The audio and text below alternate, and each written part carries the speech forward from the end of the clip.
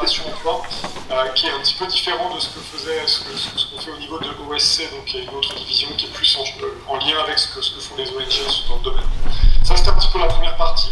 Et je pense qu'après ça, on pourra, en tout cas, n'hésitez pas à m'interrompre, mais on peut avoir peut-être quelques échanges à ce niveau-là, peut-être préciser un certain nombre de choses. Et la deuxième partie était plutôt sur les questions d'efficacité des interventions dans le domaine de l'aide internationale et de l'éducation. C'est vraiment mon domaine de recherche, et c'est, vous savez, aussi un gros questionnement suite à l'interruption, par exemple, de l'USAID, suite aussi aux grandes diminutions qu'on observe dans le domaine de l'aide internationale, y compris en France. Donc là, en gros, je vous ferai une petite présentation sur la situation, sur ces questions-là, en lien avec la déclaration de Paris, qui était en 2005, une déclaration qui visait à améliorer l'efficacité des interventions internationales de l'aide. Et puis, je vous préciserai un petit peu en fonction du temps aussi une modalité qu'on utilise de plus en plus, qui s'appelle les fonds communs d'éducation. Donc c'est un petit peu voilà, la présentation d'aujourd'hui. Le groupe AFD, alors je ne connais pas vraiment votre niveau de... Vous voyez bien les slides, ils ont bien avancé? Parfait. Oui, très bien. Très bien, ça marche parfaitement. En gros, l'AFD, vous le savez, on est une vieille maison, on a été créé en 1941 à Londres par le général de Gaulle, ça s'appelait la Caisse centrale de la France libre. Ensuite, évidemment, avec l'évolution au cours du temps, on a changé plusieurs fois de nom, et c'est en 1998 qu'on est devenu officiellement l'Agence française de développement, avec évidemment, au fur et à mesure du temps, une évolution du périmètre géographique et des objectifs en fait, de cette institution. On est donc, en fait, globalement, en fait, on est l'organisme bilatéral. Bilatéral, c'est donc, on représente la France vis-à-vis d'un certain nombre d'autres pays, et on contribue à la politique française en matière de développement et de solidarité internationale. Je ne rentre pas trop dans le détail, mais globalement, on est l'opérateur de l'État sur les enjeux d'aide internationale au développement. Et on va rentrer un petit peu plus dans le vif du sujet. Maintenant, on parle vraiment du groupe AFD, puisque au fur et à mesure, il y a eu des évolutions, et donc le groupe AFD, c'est 3 entités. Une entité qui est depuis très longtemps au niveau de l'AFD, qui s'appelle Proparco, qui est l'entité en charge du financement du secteur privé. Donc en fait, tout ce qui est secteur privé, mais par exemple, c'est notamment le cas de l'enseignement privé. Quand on fait un prêt à une université privée, c'est Proparco qui s'en charge. Ensuite, il y a la partie AFD stricto sensus. Là, on cible plutôt le secteur public. Et on finance et accompagne les partenaires publics et aussi les organisations de la société civile. Et finalement, le troisième opérateur, enfin le troisième membre de ce groupe, c'est Expertise France, qui nous a rejoint maintenant il y a 3 ans, je crois, et qui est finalement à l'origine, c'était vraiment l'organisme qui mobilisait l'expertise française et qui lui permettait justement d'appuyer des interventions dans les pays en développement. Et donc maintenant, c'est vraiment l'opérateur qui conçoit et met en œuvre des projets de coopération technique. Donc voilà, en gros, les 3 opérateurs du groupe AFD. Dans quel cadre on travaille, je pense que c'est un cadre que vous connaissez, mais il y a un certain nombre de lois et d'objectifs qui ont été fixés. Nous, on s'inscrit encore dans la loi de programmation relative au développement solidaire et à la lutte contre les inégalités mondiales, qui avait été promulguée le 4 août 2021. Là-dessus, vous savez, on a régulièrement des CICID, donc des comités interministériels sur la coopération et le développement. Et il y a aussi eu des CPD, c'est des conseils présidentiels pour le développement. Donc ça, c'est un petit peu les moments importants pour la politique française de l'aide au développement. Dans le cadre du dernier CPD, il y a eu 10 objectifs publics prioritaires qui ont été mis en avant. Et il y en a un qui nous concerne plus directement, qui formule l'idée d'investir dans la jeunesse en soutenant l'éducation et la formation des professeurs dans les pays en développement. Donc nous, au niveau de l'AFD, on a beaucoup d'indicateurs pour suivre un petit peu les différentes activités qu'on nous demande de faire, mais on en a un parmi les 10 les plus importants, il y en a un sur la formation des enseignants, et je vous expliquerai que c'est vraiment un des fils rouges de nos interventions. Ensuite, évidemment, on s'inscrit dans l'agenda des objectifs du développement durable pour 2030. 2030, c'est bientôt, et vous savez aussi qu'il y a beaucoup de discussions pour l'après ODD. Et on est aussi, comme je vais le rediscuter de manière plus profonde, dans un re-questionnement fondamental de ce qu'est l'aide et ce à quoi elle sert.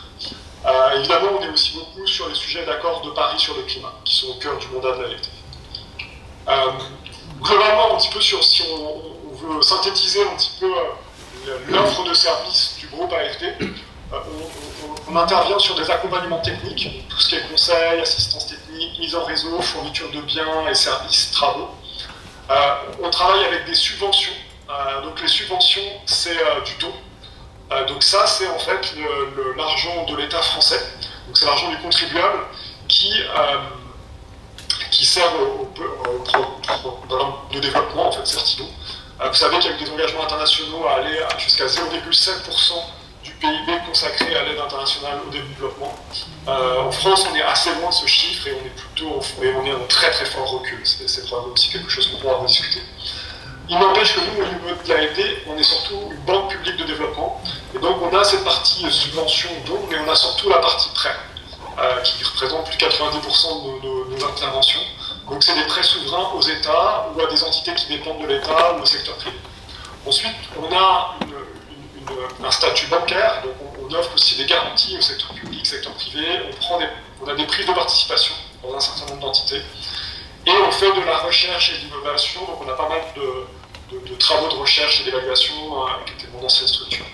Globalement, tout ça, c'est au service de quoi? C'est au service du développement. On est vraiment une entité dont l'objectif principal est le développement. Donc, même si on fait du prêt, même si on utilise différents types d'outils, l'enjeu, c'est le développement dans le cadre des ODD. Quelques chiffres un petit peu pour vous situer un petit peu notre groupe. On est à 13,7 milliards d'engagements, donc c'est des chiffres qui sont quand même relativement importants. On a à peu près, on a 4000 projets en cours, 1250 nouveaux en 2024. C'est des chiffres, les projets, ça peut être des tout petits projets comme des projets de plusieurs centaines de millions d'euros, donc ça ne représente pas forcément une unité très stable. On est à peu près 5500 collaborateurs, dont la moitié sur le terrain. On est dans 160 pays. On intervient aussi sur les 12 territoires et départements d'outre-mer. On est organisé en direction régionale et en pays, donc on a 17 directions régionales.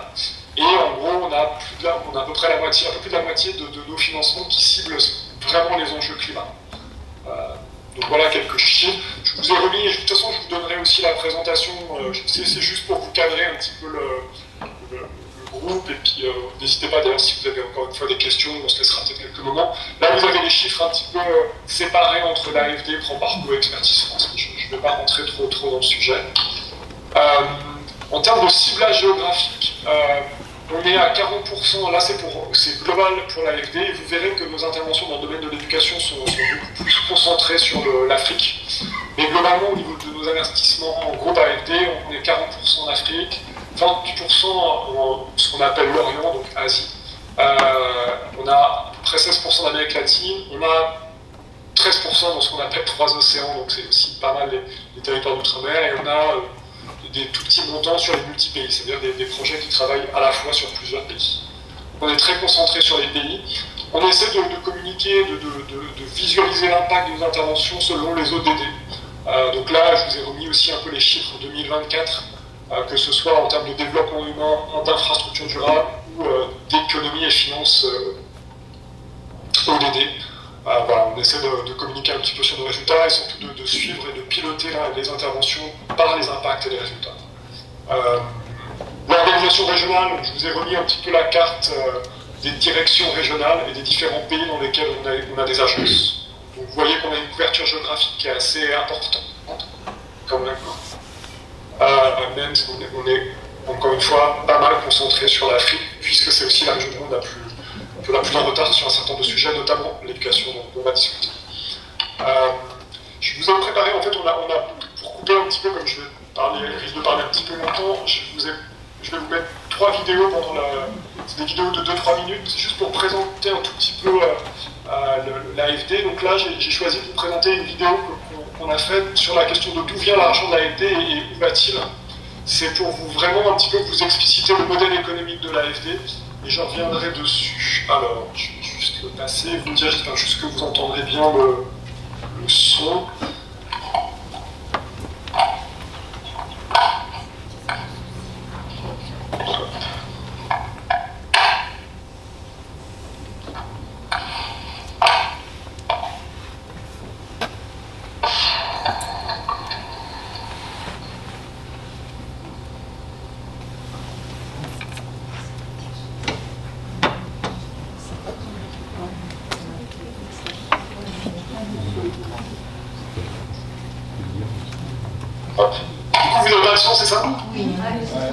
pas de son. Est-ce que vous m'avez dit que vous n'aviez pas de son, c'est ça? Oui, tout à fait. C'est dans la salle ou c'est bizarre? Là, je ne sais pas quoi faire pour que vous ayez le son, parce que moi, je l'ai. Sinon, tant pis, on abandonne les vidéos. Je ne sais pas comment vous voulez faire.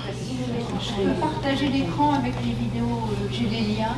Eh ben, très bien, alors si vous pouvez passer juste la vidéo d'où vient l'argent de l'Agence française de développement et où va-t-il, si vous pouvez faire ça sans que ce soit compliqué, sinon c'est pas grave. Je le fais là, oui. Très bien, merci.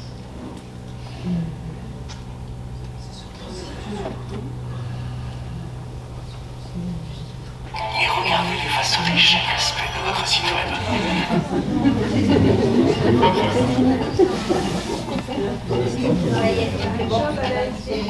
Madame Françoise s'interroge. Partout, elle me dit que c'est la crise. Elle dit aussi qu'en 2023, des milliards d'euros ont été investis au nom de la politique de développement de la France. Partout dans le monde, sauf en France métropolitaine. Et en plus, l'État mobilise une banque publique pour mettre en œuvre une partie de cet argent. 12 milliards d'euros pour la réalisation des objectifs de développement durable de l'ONU, c'est bien gentil. En attendant, les dépenses s'accumulent, la France s'endette. D'ailleurs, d'où vient l'argent du groupe AFD et où va-t-il? Que François se rassure, l'essentiel de l'argent ne vient pas de sa poche. 85% des ressources de l'AFD sont des emprunts. Ils émanent d'investisseurs privés, de capitaux, de fonds de pension internationaux ou de banques centrales. C'est grâce à la solidité financière de la France que l'AFD est en mesure d'aller chercher cet argent. Les 15% restants sont des subventions provenant d'institutions publiques comme l'État français ou l'Union européenne. Et pour son fonctionnement, qu'en est-il? Eh bien, pour payer les salaires des agents, les sur le terrain ou encore les loyers, l'agence se finance principalement grâce au taux d'intérêt des prêts qu'elle accorde et aux commissions perçues pour la mise en œuvre des subventions. Après ces dépenses, il lui reste un résultat net positif. Une partie est reversée à l'État, son unique actionnaire. Le reste alimente ses fonds propres pour permettre de déployer son activité bancaire. Maintenant que la question de la provenance de l'argent est résolue, une autre se pose. Où va-t-il au juste? L'AFD investit dans les pays et les secteurs pour lesquels l'État lui donne mandat. Par exemple, dans la protection de la biodiversité en Amérique latine, dans l'éducation en Afrique de l'Ouest, ou encore dans la lutte contre le changement climatique en Asie. Elle accompagne la transition des économies vers des modèles soutenables. Elle finance aussi des projets dans les pays vulnérables et exposés aux dégradations écologiques où le marché juge trop risqué d'investir. Au total, l'AFD finance plus de 4000 projets à forts impacts sociaux et environnementaux. C'est bien beau tout ça, mais comment être sûr que les investissements arrivent au bon endroit? Un mot, vérification. C'est une des obligations de l'AFD qui a un devoir de redevabilité et de transparence sur ses pratiques et ses résultats. L'agence dispose de plusieurs outils pour prévenir, détecter et lutter contre tout acte préjudiciable à ses opérations. Détournement, corruption, fraude, blanchiment. Face à ces risques, ce système de contrôle garantit la crédibilité de l'AFD auprès de ses partenaires, de l'État français, de l'Union européenne et des citoyens. Tous ces efforts financiers pour la bonne santé de la planète, ce n'est pas juste pour se donner bonne conscience. Ils participent à maintenir une stabilité dans le monde et donc en France. Alors, quand le groupe AFD s'engage, c'est pour permettre à 70 millions de personnes d'être mieux soignées, à 12,6 millions d'autres de bénéficier d'une eau potable en toute sécurité, ou encore de restaurer et conserver 33 millions d'hectares de biodiversité terrestre chaque année. Il s'agit avant tout d'un investissement solidaire et durable pour l'avenir, celui de Madame Françoise comme celui de ses petits-enfants. Super. Est-ce que vous m'entendez? Vous voyez toujours mon écran là? Oui, oui, juste un instant, voilà. Oui, c'est bon. Très bien. Quel est le moyen le plus rapide de faire avancer les contrats? Voilà, un petit peu là, c'était un peu une petite introduction sur ce qu'est l'AFD. Je ne sais pas, après c'est qui a travaillé pour je trouve très concrètement Ben n'a pas perdu de temps. l'éducation, parce Il a que personnalisé le tableau des prospects avec toutes les infos nécessaires et a même intégré tous les outils déjà utilisés par l'équipe.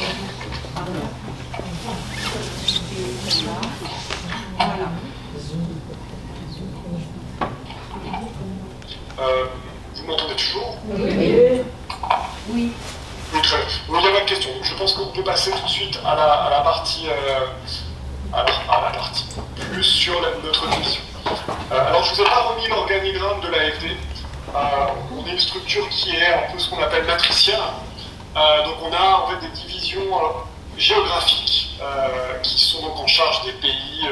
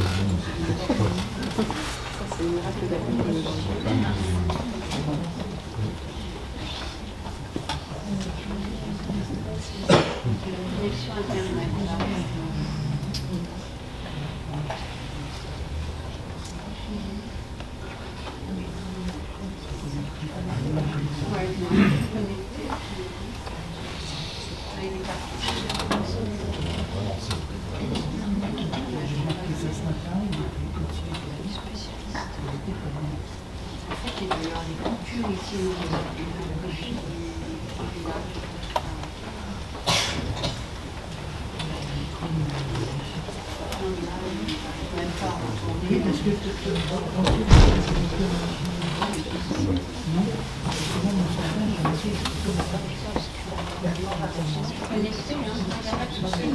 C'est la connexion qui rame. Elle n'est pas très bonne.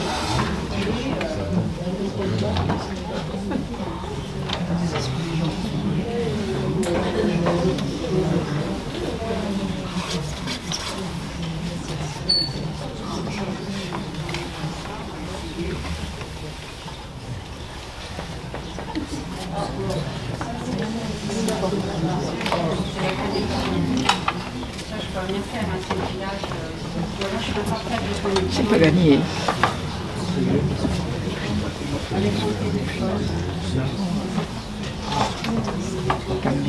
C'est pas fait. Qu'on soit ici, qu'on soit ailleurs, il y a toujours ça.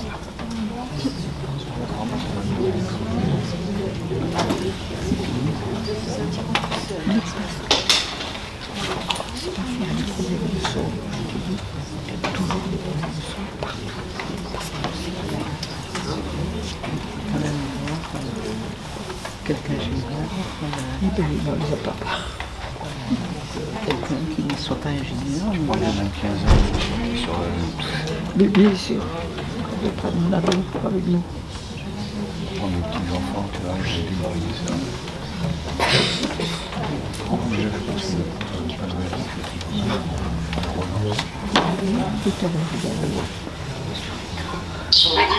pas de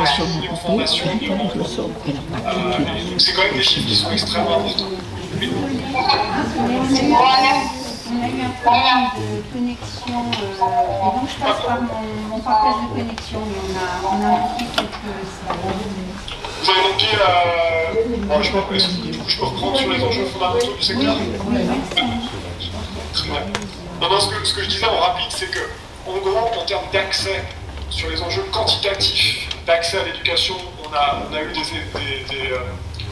une accélération très très forte. Et donc on a eu des résultats extrêmement importants au cours des dernières décennies. Mais on a encore 262 millions d'enfants entre 6 et 18 ans, donc c'est des tranches très larges, qui sont considérées ni en éducation, ni en formation, ni en emploi. Ce qu'on appelle un peu la terminologie sémite. On a aussi des nombres d'enseignants manquants qui sont extrêmement importants, notamment pour atteindre tout ce qui est scolarisation primaire universelle. Donc là, les chiffres, c'est encore moins une quarantaine de millions d'enseignants. Le gros enjeu, c'est aussi par rapport à ça la qualité. On est vraiment un peu dans ce qu'on appelle la crise des apprentissages. C'est qu'en fait, on a réussi à mettre beaucoup plus d'enfants dans les écoles, mais le niveau à la sortie, le niveau des élèves est très faible. Et ça passe notamment par l'enjeu que vous connaissez bien, qui est celui de la formation des enseignants et dont on va rediscuter. Le coût de l'inaction, et ça c'est un papier qui est sorti aussi très récemment pareil de l'UNESCO, dans ce moment un petit peu de remise en question de l'aide internationale et donc de rappel de l'importance de l'éducation. On estime que le coût de l'inaction, c'est-à-dire en gros notamment tous ces enfants qui sont en dehors des écoles, en fait, ça induirait une perte de 10 milliards d'euros par an, donc c'est à peu près le PIB de la France et du Japon. C'est toujours des estimations et des modèles qu'on peut discuter, mais ce qui est sûr, c'est que le fait de laisser encore une partie importante des enfants hors des écoles ou dans des écoles dans lesquelles ils n'apprennent pas ce qu'ils devraient apprendre, ça a des coûts extrêmement importants, y compris des coûts en termes de croissance économique. Et ne parlons pas évidemment de toutes les externalités négatives d'avoir des enfants peu scolarisés au niveau mondial. Le quatrième enjeu, c'est l'enjeu démographique. C'est celui en fait de la... Vous savez, on est en France et dans les pays occidentaux, on est dans ce qu'on appelle l'hiver démographique, donc on est plutôt en contraction de nos populations. Et à l'horizon 2100, en fait, le seul continent qui continue à croître, entre guillemets, c'est l'Afrique. Et donc on sait que finalement la jeunesse en grande partie viendra d'Afrique pour les prochaines décennies. Et on estime que d'ici une dizaine d'années, il y aurait 1,2 milliard de jeunes qui rentreront au marché du travail dans les pays en développement, avec seulement 400 millions d'emplois. 400 millions d'emplois, ce qui laisserait encore une fois une partie importante de jeunes qui seraient sans emploi, et surtout sans emploi de qualité. En fait, ça peut être sous-employé, ça peut être aussi des enjeux d'emploi non décent, comme on peut l'appeler. Nous, dans ce contexte-là, au niveau français, on a eu donc j'ai déjà dit un petit peu les objectifs du Conseil présidentiel pour le développement, et on a une stratégie qui a été adoptée en 2024, la stratégie internationale en matière d'éducation de base, qui a été adoptée par la France, que vous pouvez trouver sur le site des affaires étrangères, qui recoupe globalement ce que je vais vous présenter, notamment sur l'AFD. Le portefeuille en exécution, c'est-à-dire en gros, c'est les projets en cours dans le domaine de l'éducation, de la formation et ce qu'on appelle enseignement supérieur et insertion, c'est vraiment les quatre phases. On est vraiment nous sur ce qu'on appelle le continuum, donc de l'éducation à l'emploi. On n'est pas exactement sur les enjeux d'emploi, on est plutôt sur les problématiques d'insertion.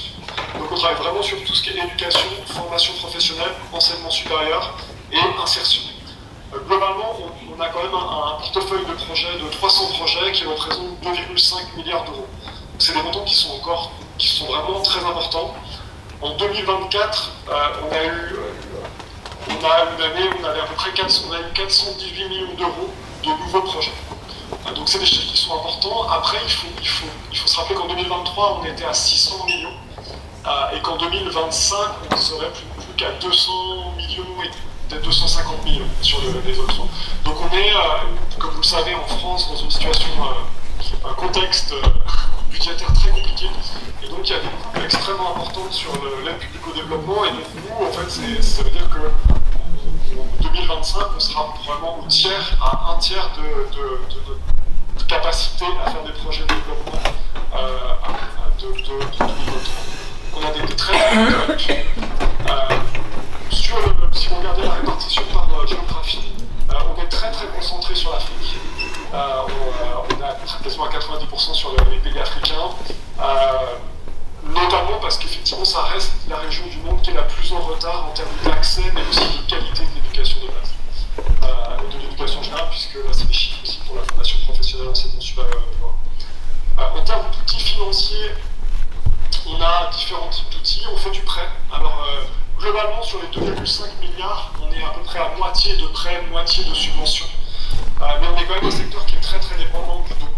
Et donc, effectivement, quand l'État français décide de réduire les subventions, les secteurs sociaux, et notamment l'éducation, sont parmi les plus touchés. Et donc, c'est pour ça qu'on a aussi une très forte diminution de notre portefeuille de projets, de nouveaux projets sur 2025 et probablement les prochaines années. Donc, on travaille en prêt souverain, on a des subventions, on a beaucoup de délégations de l'Union européenne, et surtout du partenariat mondial pour l'éducation. C'est Global Partnership for Education en anglais. C'est le gros fonds mondial pour l'éducation, auquel contribue beaucoup la France d'ailleurs. Ensuite, on a les subventions C2D. C2D, c'est les contrats de désendettement. Donc c'est cette modalité où des pays qui étaient endettés vis-à-vis de la France ont accepté, nous avons accepté d'annuler la dette, et en échange que tous les montants annulés soient réinvestis dans les secteurs sociaux et notamment l'éducation. C'est un outil qu'on a depuis un certain nombre d'années et on est vraiment sur la fin. C'est-à-dire qu'en gros, maintenant on a presque plus de C2D. On a octroyé les derniers financements C2D en 2024 et 2025. Donc ça, c'est un outil qu'on n'aura plus. Les délégations de lieu, j'en ai parlé. En termes de secteur, on est grosso modo éducation. Alors là, 2024, c'était une année où il y avait plus d'éducation. On était à peu près 64% d'éducation, 24% de formation professionnelle. En général, c'est à l'équilibre. On a autant d'éducation que de formation professionnelle. Ensuite, enseignement supérieur est un petit peu le troisième. Et finalement, l'emploi est tout ce qui est intermédiation de l'emploi, c'est un domaine dans lequel on intervient depuis un peu moins en termes de montant financier. Un petit peu les chiffres rapidement, mais je ne sais pas si c'est toujours un gros sujet aussi de la façon dont on mesure nos interventions, mais on estime que les financements octroyés en 2024 auront un impact sur 1 million d'enfants à peu près, dont la moitié de filles. En formation professionnelle, on a une quarantaine de milliers de jeunes, 12 000 étudiants, on a des partenariats avec 21 établissements d'enseignement supérieur. Et je ne rentre pas trop dans le détail, mais en fait là l'idée c'est vraiment aussi de montrer, et c'est ce qu'on essaie de montrer, que nos interventions ont un impact sur l'ensemble des ODD. Sur tout ce qui est éducation, formation, enfin l'intervention de notre division, je vais rentrer un tout petit peu plus dans le détail de ce que nous on fait sur l'éducation de base, mais je vous présente là aussi en même temps des interventions sur l'enseignement supérieur, la formation professionnelle, et là on va toujours dans cette idée un petit peu de continuum. Au niveau de l'éducation de base, on est vraiment sur renforcer les apprentissages fondamentaux dans des parcours en visant vraiment l'équité. Et donc là, on est vraiment sur les 3 dimensions assez classiques, et je vais revenir dessus, tout ce qui est accès équité, tout ce qui est qualité, et tout ce qui est gouvernance, financement pour les interventions sur le système. Sur l'enseignement supérieur, on est vraiment dans l'idée d'investir sur tout ce qui est accès à l'enseignement supérieur, à la recherche, avec l'idée de réduire les inégalités, de développer des offres de formation, notamment en lien avec des acteurs français, pour aussi la certification de la qualité de ces formations. Sur la formation professionnelle, on est vraiment dans l'idée de développer les compétences tout au long de la vie. Donc là, on travaille beaucoup sur la création de centres de formation professionnelle, c'est ce qu'on fait dans pas mal de pays. On travaille aussi sur les enjeux d'apprentissage, sur le lieu de travail, et tout ce qui est le système. Un petit peu là-dessus dans le cadre de l'éducation, mais renforcer les systèmes et le lien entre emploi et formation. Et en fait, sur tout ce qui est sur l'emploi, on est vraiment sur l'insertion. Donc c'est les politiques actives du marché du travail, tout ce qui est entrepreneuriat des jeunes, tout ce qui est autonomisation économique des femmes notamment. Je passe assez vite, mais on a un certain nombre d'enjeux transversaux. Nous, une des grosses priorités depuis de nombreuses années, c'est tout ce qui est égalité homme-femme et les enjeux climat. On essaie aussi de bien intégrer tout ce qui est adaptation à la transition numérique, qui est quand même un sujet assez important sur lequel on travaille depuis longtemps. Et puis après, les enjeux de cohésion sociale et de transition juste, qui sont des terminologies un peu internes à la RT. Sur l'éducation de base, on a vraiment donc 3 axes d'intervention. C'est un petit peu ça, je vous présente rapidement la stratégie de la RT, juste après vous aurez une petite vidéo. On a donc l'enjeu un peu quantitatif, qui est l'accès. On est encore dans des contextes où on a besoin de construire des salles de classe. Par exemple, moi, je suis coordonnateur pour l'éducation pour l'ensemble de notre division. Mais après, j'ai un certain nombre de géographies où je suis en direct. Et par exemple, en RDC, donc RDP dans lequel je travaille, on a encore besoin de construire énormément de salles de classe. Donc ça reste, tout ce qui est infrastructure et équipement scolaire, ça reste un des enjeux extrêmement importants pour un certain nombre de contextes. Ensuite, on travaille sur tout ce qui est cantine scolaire, mobilisation communautaire et les enjeux un peu éducation inclusive.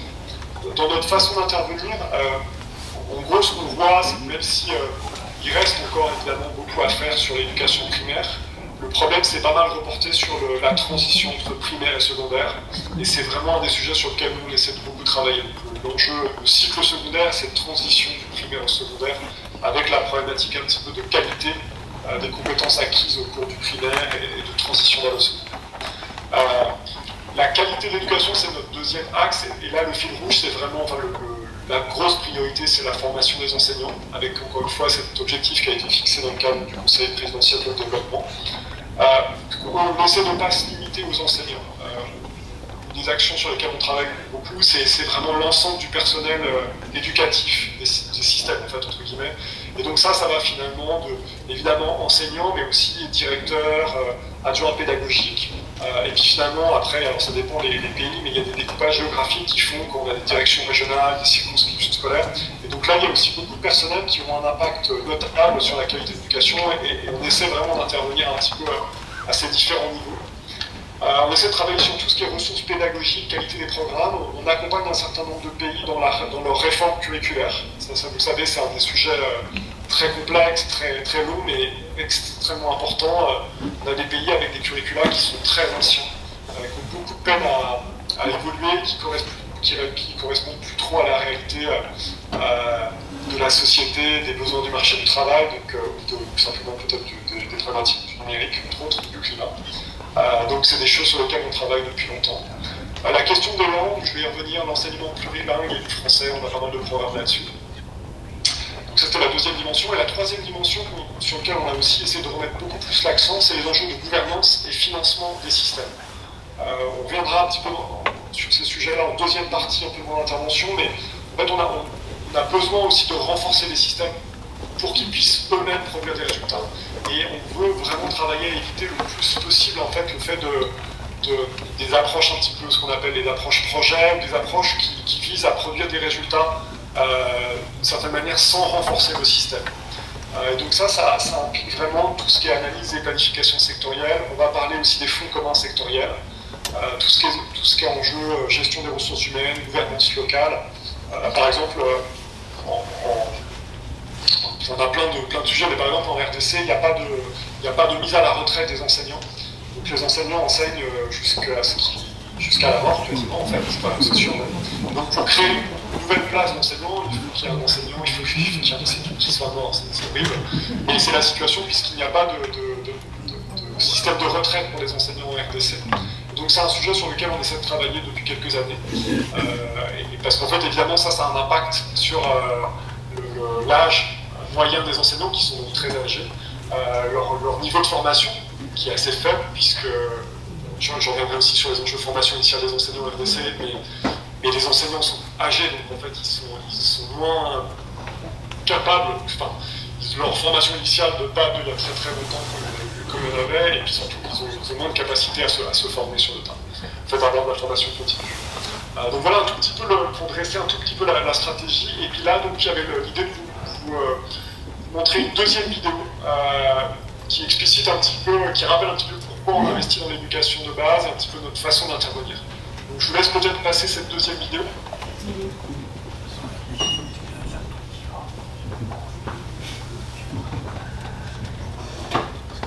Je vais peut-être partager mon écran, je connais des... C'est toujours beaucoup, est-ce que vous m'entendez? Oui, mais c'est possible. Donc je vais peut-être partager, donc je partage l'écran. Ouais, exactement, on va faire juste comme la fois d'avant, et je me limiterai à ces deux vidéos, désolé. Vous me laissez le partage, parce que je vous ai envoyé une demande. Parce que ça a marché avant sans que j'arrête le partage, mais j'arrête le partage, je peux le faire. Merci.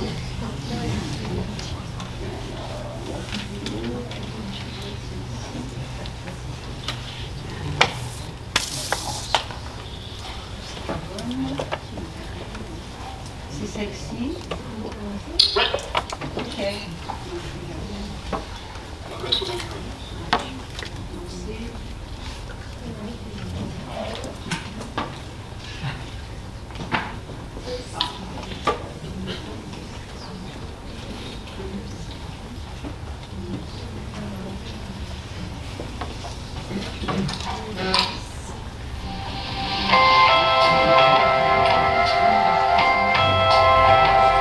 Savoir lire, écrire, compter, communiquer ou encore développer une pensée critique, c'est plus que jamais le fondement nécessaire à l'épanouissement de toute société.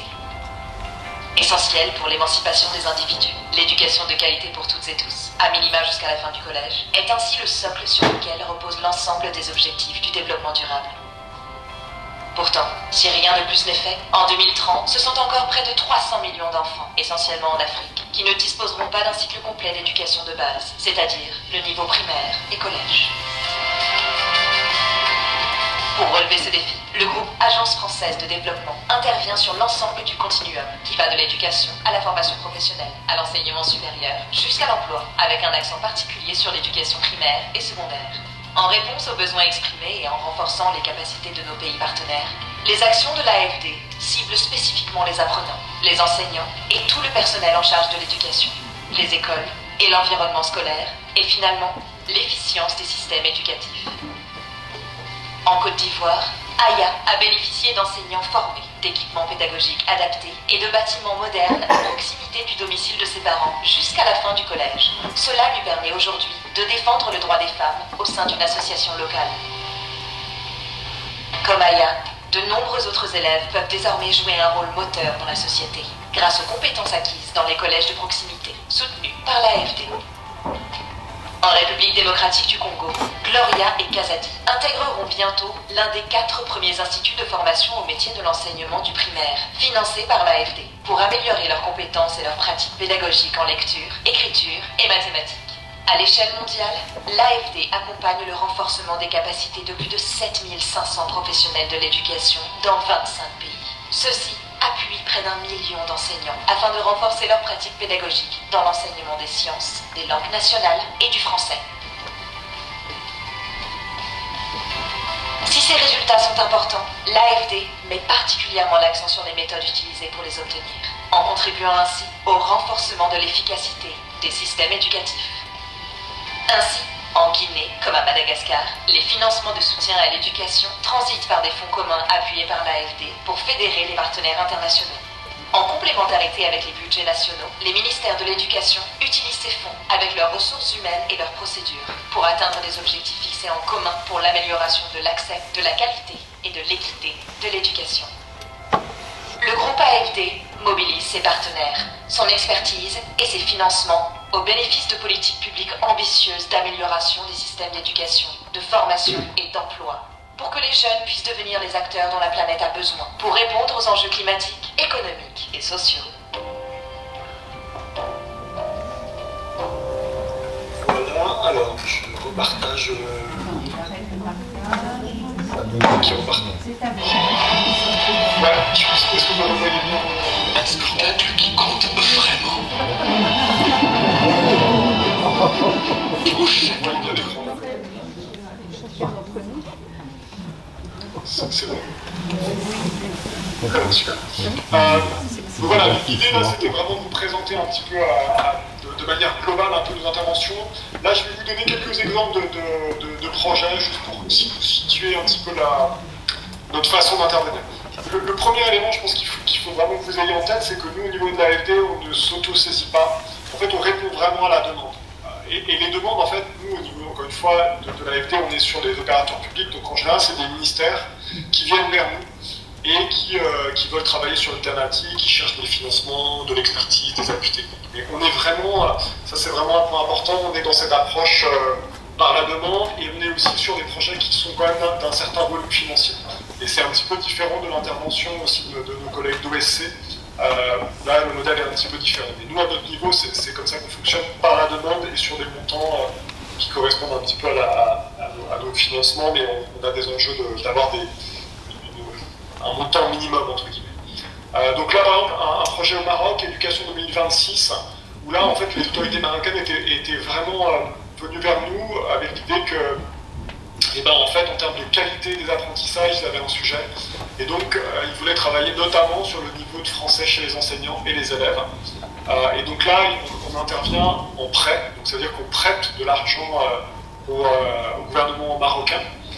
Donc, vous avez compris un petit peu dans la première vidéo le modèle, c'est qu'en fait, nous, on est l'État français d'une certaine manière. Enfin, notre actionnaire, c'est l'État français, donc on emprunte au taux de la France, qui a beaucoup augmenté ces temps-ci, comme vous le savez. Et on le reprête à un taux légèrement supérieur à des pays comme le Maroc, des pays, le Bénin, n'importe. Sachant que ces pays-là, eux, empruntent sur les marchés internationaux à des taux beaucoup plus importants. Donc nous, d'une certaine manière, finalement, on leur fait des prêts à un taux préférentiel. Et cette petite marge entre le taux auquel on emprunte et le taux auquel on prête, ça finance finalement nos interventions, les ressources humaines de l'AFD, les missions. Donc là, c'est un prêt souverain de 130 millions et on avait mis en place aussi une subvention adossée à ce prêt de 4,7 millions d'euros qui nous permet vraiment d'amener un certain nombre d'appuis. Et ces appuis-là sont pilotés par France Éducation Internationale, que vous connaissez certainement, qui est un opérateur français, et quelques autres, qui servent un petit peu d'enseigner pour appuyer un petit peu la question de l'enseignement du français au Maroc. Quelques autres exemples pour vous donner un petit peu le deuxième, donc c'est le soutien au collège en Côte d'Ivoire. Là, en fait, c'était vraiment un questionnement du côté ivoirien de travailler à peut-être un nouveau modèle de collège pour pouvoir scolariser dans le secondaire des enfants qui sont aussi en zone rurale. Et donc on a travaillé sur ils ont travaillé, et nous on a appuyé ce travail a eu là. Et on a financé cette stratégie. C'est ce qu'on a appelé les collèges de proximité. Donc c'est des collèges plus petits, plus proches des bénéficiaires, y compris dans les zones rurales, avec des enseignants qui sont capables d'enseigner 2 disciplines au lieu d'une, ce qui est le cas de zone urbaine. Et donc on voulait vraiment rapprocher l'établissement des élèves, améliorer la qualité d'apprentissage. Donc ça c'est aussi un projet qui a été financé à la fois, souvent en fait on panache, on hybride un peu les différents financements. Donc on a des financements qui viennent des C2D, donc ces contrats de d'endettement, on a un prêt souverain, et parfois on a aussi des financements adossés du partenariat mondial de l'éducation. Au Sénégal, on a le programme d'appui au développement d'éducation, donc c'est tous des petits noms, donc celui-là c'est ce qui s'appelle le programme PALES. Et donc là on a travaillé sur un certain nombre de sujets, mais notamment les enjeux de déconcentration, de la formation des enseignants, des enjeux de construction, avec des contrats de performance, pour essayer vraiment aussi d'aider les opérateurs ceux qui sont vraiment sur le terrain à pouvoir mettre en place les activités. Et on a des gros sujets dans les pays, avec des pays qui sont très centralisés, souvent, et que beaucoup de peine à, par exemple, construire suffisamment de salles de classe ou suivre un petit peu les activités au niveau déconcentré. Donc ça, c'est aussi quelque chose qu'on essaie d'accompagner dans le cas du Sénégal. On essaie donc, de manière globale d'accompagner des réformes de l'État. Le projet AMES, c'est un projet sur supérieur, donc je pense que je ne vais pas passer de temps là-dessus. Un programme dont vous avez peut-être entendu parler, qu'on finance depuis un certain nombre d'années, c'est un programme avec l'Agence universitaire de la francophonie, un programme qui s'appelle Apprendre. Et donc c'est un programme qui cible spécifiquement la formation des enseignants, qui était dans 26 pays. Alors dans la phase 3, on a recentré sur 8 pays. On va intervenir de manière un petit peu plus forte. Mais l'idée là, c'est vraiment de travailler sur la formation initiale et continue des enseignants, avec notamment un appui technique pour pouvoir mettre en place des formations dans les pays. On finance ces formations, donc il y a différents modèles. Donc il y a l'expertise nationale et internationale. On a un panel d'à peu près 300 experts qui appuient toute la démarche Apprendre, la majorité d'entre eux étant des experts du Sud d'ailleurs. On a des ateliers de formation, on a des projets de recherche, puis un certain nombre d'événements scientifiques qui ont été mis en place. Il y a beaucoup d'outils qui ont été développés de guides, d'outils pédagogiques pour les enseignants qui ont été développés dans le cadre d'Apprendre. La plateforme, le site web est très bien fait, donc je conseille vraiment aussi en fonction des besoins que vous pouvez avoir, n'hésitez pas à aller sur cette plateforme pour récupérer de la doc. C'est un programme qui fonctionne très bien. On a différents types de programmes aussi sur l'enseignement du français. Donc il y a un programme qui s'appelle Parle en Tunisie, mais je ne vais pas rentrer trop dans le détail. On a un programme qui s'appelle Tref en Égypte, sur lequel on travaille. Et ce que je voulais mettre un peu plus en avant, c'est qu'on travaille évidemment sur l'enseignement du français, parce qu'on vient beaucoup nous chercher sur ces questions-là, mais aussi sur les langues nationales. En fait, vous savez, les langues nationales, c'est aussi extrêmement important, notamment pour les petites classes, pour apprendre à lire et écrire. Et donc, on a un programme qui s'appelle Élan, avec notamment l'IFEF, l'Institut pour la francophonie, l'éducation et la formation, qui appuie justement l'enseignement bilingue. On a fait un certain nombre d'activités sur ces sujets-là. Et là aussi, sur la plateforme Élan, vous avez un certain nombre de documents qui peuvent être utiles en fonction de vos différents besoins. Cette vidéo, je vais bien passer. Je pense que j'ai déjà beaucoup parlé, je vais peut-être m'arrêter là et puis peut-être voir si à votre niveau, donc là je vous ai présenté un petit peu le groupe AFD, un peu plus nos interventions sur l'éducation, la formation et l'emploi, ce qu'on fait au niveau de notre division. Et puis après, dans un deuxième temps, je voulais vous présenter un petit peu le contexte dans lequel on se situe, avec les enjeux un petit peu de remise en question de l'aide internationale et ces problématiques un peu d'efficacité de l'aide. Mais peut-être avant, je peux peut-être prendre un certain nombre de questions, si vous en avez, sur un petit peu l'AFD, notre façon d'intervenir, nos différentes activités.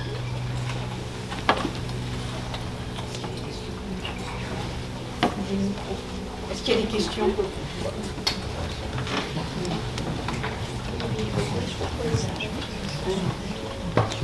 Pas de questions.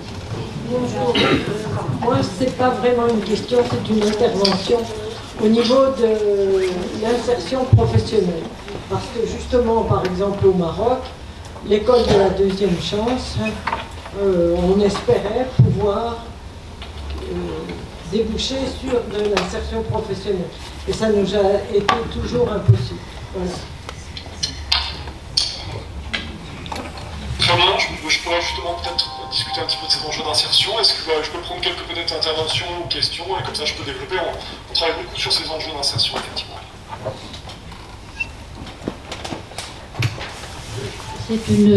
La moitié de la masse d'argent sont des prêts. Est-ce que... Non, plutôt 85%. Ah oui, d'accord. Et est-ce que les remboursements sont... Qu'en est-il des remboursements? Oui, en gros, pour l'instant, en tout cas, on n'a pas de sujet sur les remboursements pour le moment. En gros, on est très adossé, donc comme vous savez, c'est des programmes du FMI. Donc en fait, on est beaucoup dans des pays où le Fonds monétaire intervient, et donc pour l'instant, en tout cas, on n'a pas de pays qui sont en défaut de paiement. Après, vous savez aussi, il y a eu une phase un peu de désendettement des pays, et ceux-ci se sont réendettés pour différentes raisons, notamment des enjeux démographiques, mais pas que. On rentre un petit peu là-dessus, mais donc maintenant, on a beaucoup de pays qui sont en ce qu'on appelle un peu en surendettement, et donc auquel on prête. En fait, on a une doctrine qui est qu'à partir d'un certain niveau d'endettement, on ne prête plus. En fait, notre idée, enfin, le principe, mais qui est le principe aussi de la Banque mondiale et de tout le monde, c'est de prêter aux pays que aux pays qui sont en capacité de s'endetter, qui peuvent aller chercher des financements sur les marchés internationaux, et donc de ne pas participer à un surendettement trop important des pays. Donc ça, c'est la situation, mais on a maintenant effectivement dans à peu près la moitié des pays en développement, entre guillemets, on a atteint cette limite, donc on ne peut plus prêter. Il n'empêche que la limite est en France, on est aussi, d'une certaine manière, en surendettement aussi. Donc, en fait, si on devait prêter à un pays comme la France, on ne le ferait pas pour le moment. De ce qu'on appelle la doctrine de la garde. On a un niveau d'acceptation de l'endettement des pays qui est assez faible, entre guillemets, donc il ne faut vraiment pas que les pays se surendettent trop. Mais malheureusement, ce qu'ils ont fait, c'est qu'ils se sont beaucoup surendettés aussi vis-à-vis soit du secteur privé, soit de la Chine ou de la Russie. Donc maintenant, le réendettement de ces pays est passé beaucoup plus par la Chine ou du secteur privé que par les pays du cadre de l'OCDE. Donc c'est le rassemblement des pays dans le cadre de l'OCDE. Oui, il y a une main de débat. Moi j'ai une question. Dans l'éducation de base, quels sont les critères que vous utilisez pour sélectionner les opérateurs qui interviennent, par exemple, sur la formation des enseignants? Les critères de choix. Non, ça c'est une très bonne question. Alors, il y a différents types de possibilités. La règle de base, c'est la passation de marché. Nous, on est vraiment un organisme bancaire, donc globalement, les procédures sont les procédures des pays ou les procédures de l'AFD. En gros, c'est la moins stricte des deux, sachant que les procédures de l'AFD sont très fortes. C'est les mêmes procédures que pour la Banque mondiale. Et donc, c'est la mise en concurrence qui est la règle. Donc, en général, en fait, on fait ce qu'on appelle une passation de marché. Donc, on a peut-être besoin d'un opérateur pour travailler sur un sujet. Donc, on a des termes de référence, un appel à manifestation d'intérêt. Les opérateurs peuvent répondre à ce qu'on appelle donc, cet appel à manifestation d'intérêt, donc AMI. Ils sont présélectionnés. Sur la base des opérateurs qui sont présélectionnés, en fait, après, ils font une offre technique qu'on note, une offre financière qu'on note, et puis du coup, l'offre qui est finalement qui a la meilleure qualité pour le meilleur prix et celle qui est sélectionnée. Ça, c'est la règle générale. Et après, on a ce qu'on appelle les gré à gré. En fait, on a dans un certain nombre de cas on peut court-circuiter d'une certaine manière cette règle, qui est la règle de base. Et ça se justifie uniquement dans des cas où on trouve qu'il n'y a pas de mise en concurrence véritablement possible. Soit c'est sur des sujets sur lesquels, par exemple, si on parlait par exemple sur tout ce qui est les langues nationales, et ben il y a un programme qui s'appelle Elan, il y a beaucoup de capacités et de compétences qui se sont développées. Donc si on veut vraiment travailler sur, je ne sais pas, des problématiques en lien avec les langues nationales, on peut essayer de trouver des opérateurs privés ou d'autres opérateurs que Elan, on aura beaucoup de difficultés. Donc on a aussi du gré à gré dans un certain nombre de situations en fonction de l'expertise. C'est le cas parfois avec des opérateurs français, mais ce n'est pas toujours le cas et ça dépend vraiment des pays. Dans certains pays, on a des demandes, ils veulent vraiment de l'expertise française et donc ils ne veulent pas forcément de mise en concurrence. Donc ça, il faut qu'on le justifie par rapport à nos règles internes mais ça peut être accepté. À l'inverse, dans d'autres pays, ils sont plutôt réticents à l'expertise française, mais dans tous les cas, il y a une passation sur le marché. Voilà, bon, c'est ça un petit peu les règles. Et donc on a, en tout cas sur la question de la formation des enseignants, on a différents types d'acteurs en fonction des besoins. On essaie quand même de mettre en avant l'expertise française qu'on peut avoir sur le sujet. Donc on a dans un certain nombre de cas, on a les INSPE qui travaillent pour appuyer des ONS ou des écoles de formation des enseignants. Mais dans d'autres cas, ça peut être d'autres types d'opérateurs. On peut avoir de l'expertise canadienne, de l'expertise belge, on peut avoir tout type de... Donc ça dépend vraiment un petit peu des configurations pays.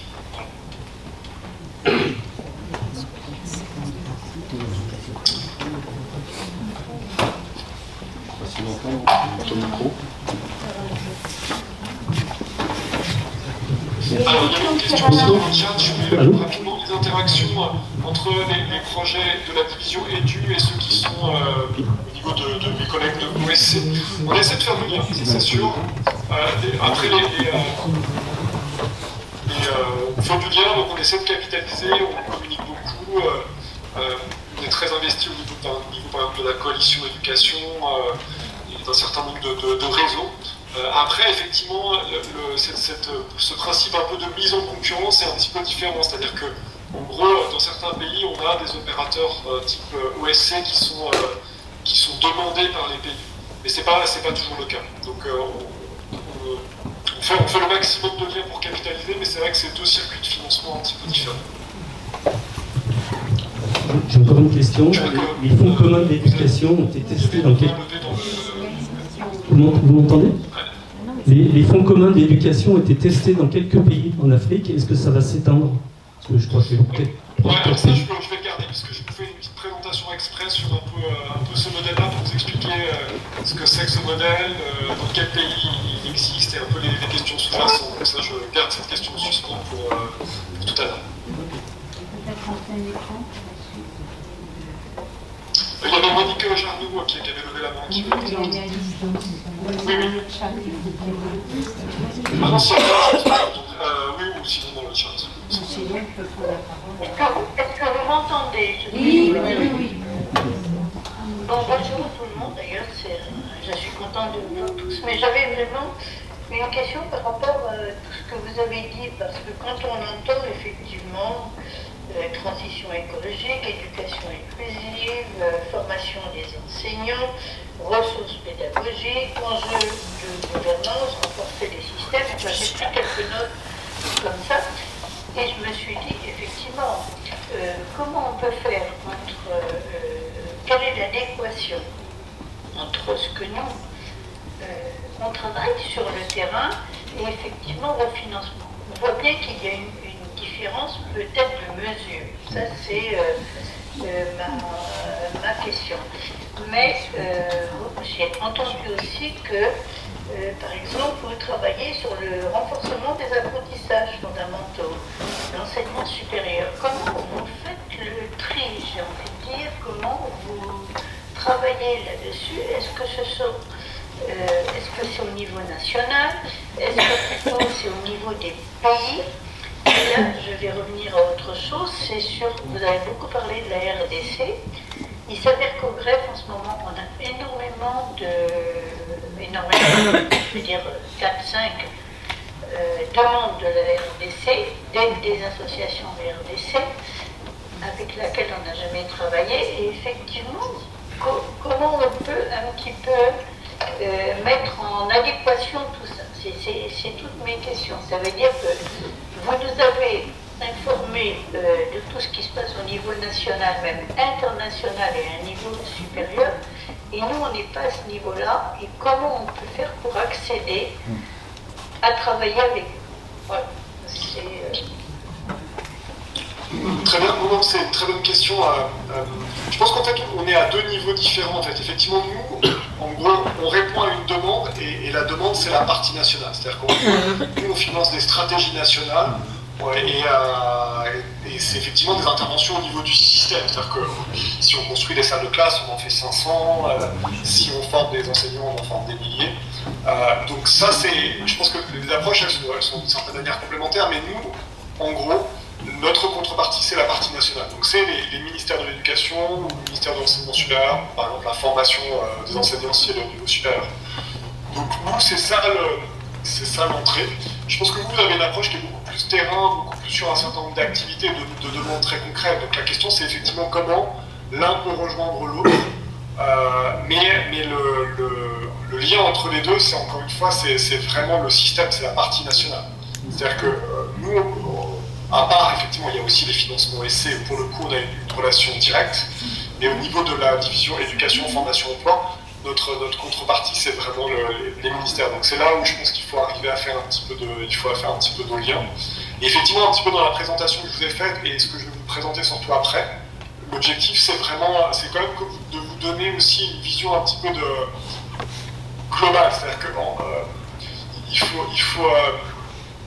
en fait, c'est important que vous ayez aussi tout ça en tête. En fait, vos interventions, elles sont dans un cadre, dans des débats, dans des discussions qui sont quand même très véhémentes. Je vais revenir là-dessus sur est-ce que l'aide internationale, ça vaut la peine, est-ce qu'il ne faut pas tout arrêter. Et les différents outils, je pense qu'ils sont plutôt complémentaires. Nous, on est très à la recherche aussi un petit peu des expérimentations de modèles qui peuvent être intéressants. En gros, l'approche OSC, elle est intéressante aussi pour faire des pilotes, pour pouvoir justement démontrer que peut-être certaines méthodes pédagogiques fonctionnent mieux que d'autres, ou que certains outils sont intéressants à peut-être passer à l'échelle. Parce que c'est peut-être ça qu'il faut dire. Nous, peut-être juste pour expliquer donc, la façon dont on intervient, en gros, on a une demande d'un ministère, d'un pays. Ensuite, on trouve un financement. La question, c'est aussi est-ce qu'on a du financement? Et donc, c'est ce que je vous expliquais, on a malheureusement de moins en moins. Une fois qu'on a les deux, c'est-à-dire une demande et un financement, et bien effectivement, c'est tout le processus d'instruction. Donc l'instruction, ça passe par vraiment co-construire le constat. C'est-à-dire qu'en gros, en général, on envoie soit des chercheurs, soit des équipes sur place pour travailler avec les équipes nationales pour identifier un petit peu quelles sont les difficultés et où se situe le problème. En RDC, en fait, par exemple, on avait une grosse demande sur la qualité de l'éducation. Ce qui est ressorti, c'est que le gros enjeu, c'était c'était les enseignants. En fait, les enseignants en RDC, ils ne sont pas formés concrètement. En fait, en une seconde, le modèle de la RDC pour le primaire, c'est que c'est les enseignants qui sont formés avec un niveau bac, sans aucune formation additionnelle. Et c'est une filière qui s'appelle les humanités pédagogiques, au niveau pré-bac. Une fois qui est la filière la plus faible, et donc ceux qui sortent de ces humanités pédagogiques peuvent aller enseigner dans le primaire, sans aucun type de formation en plus. Et donc nous, on a travaillé avec eux pour essayer de construire, on est toujours en cours, essayer de construire un modèle de formation initiale de au moins une année pour que les enseignants post-bac passent une année au moins à se former à ce métier. Ça, c'était un des sujets. Deuxième sujet, c'était aussi le salaire des enseignants. Les enseignants sont extrêmement mal payés, donc c'est une problématique sur laquelle on essaie de travailler avec l'État congolais. Troisième sujet aussi, la mise à la retraite. Les métiers de l'enseignement en RDC, mais comme dans beaucoup de pays, sont pas très sont peu courus, entre guillemets. Finalement, il n'y a pas grand monde. Les gens le font plutôt par dépit. Il y a beaucoup finalement de gens qui sont enseignants, mais pas parce qu'ils ont vraiment, plutôt parce qu'ils n'ont rien trouvé d'autre. Et donc il y a un gros sujet un petit peu sur lequel on essaie de travailler, c'est l'attractivité des métiers d'enseignement, mais comme on a un petit peu en France. Donc une fois qu'on a un petit peu identifié les axes sur lesquels on veut travailler avec eux, effectivement on construit un projet. Mais les projets, on essaie de plus en plus de les internaliser au niveau du ministère. C'est-à-dire qu'on appuie les structures du ministère pour qu'elles soient en capacité de travailler sur ces problématiques-là. Et une fois que c'est ça, et ben après on a une convention, un contrat avec eux et on met des ressources en face. Donc, je ne sais pas si j'ai bien répondu à la question, mais c'est un petit peu juste pour vous expliquer un petit peu la façon dont on travaille. Et effectivement, je pense que c'est intéressant de faire le lien. Je pense que le lien aussi, vraiment, il est au niveau des agences. Moi, j'étais en agence dans les pays. C'est quand même là aussi où, finalement, on peut faire du lien entre différents types d'interventions, des interventions très système, très macro, et à l'inverse des interventions très micro, très opérationnelles et très pragmatiques. Au niveau des agences, vous avez aussi des équipes qui sont là justement aussi pour faire le lien entre tout ça. Merci beaucoup pour votre... Je peux reprendre la parole, Christine. Merci beaucoup pour votre réponse, mais justement, ça m'amène à une autre question, si je peux continuer. C'est-à-dire que pour l'instant, j'ai envie de dire que nous, on est un petit peu demandeurs par rapport à la FD. Ça veut dire qu'on essaie de répondre à des demandes et tout ça. Mais est-ce que vous êtes demandeur par rapport à nous et comment ça peut se passer aussi dans ce sens-là alors? Et une petite réponse avec les 14, mais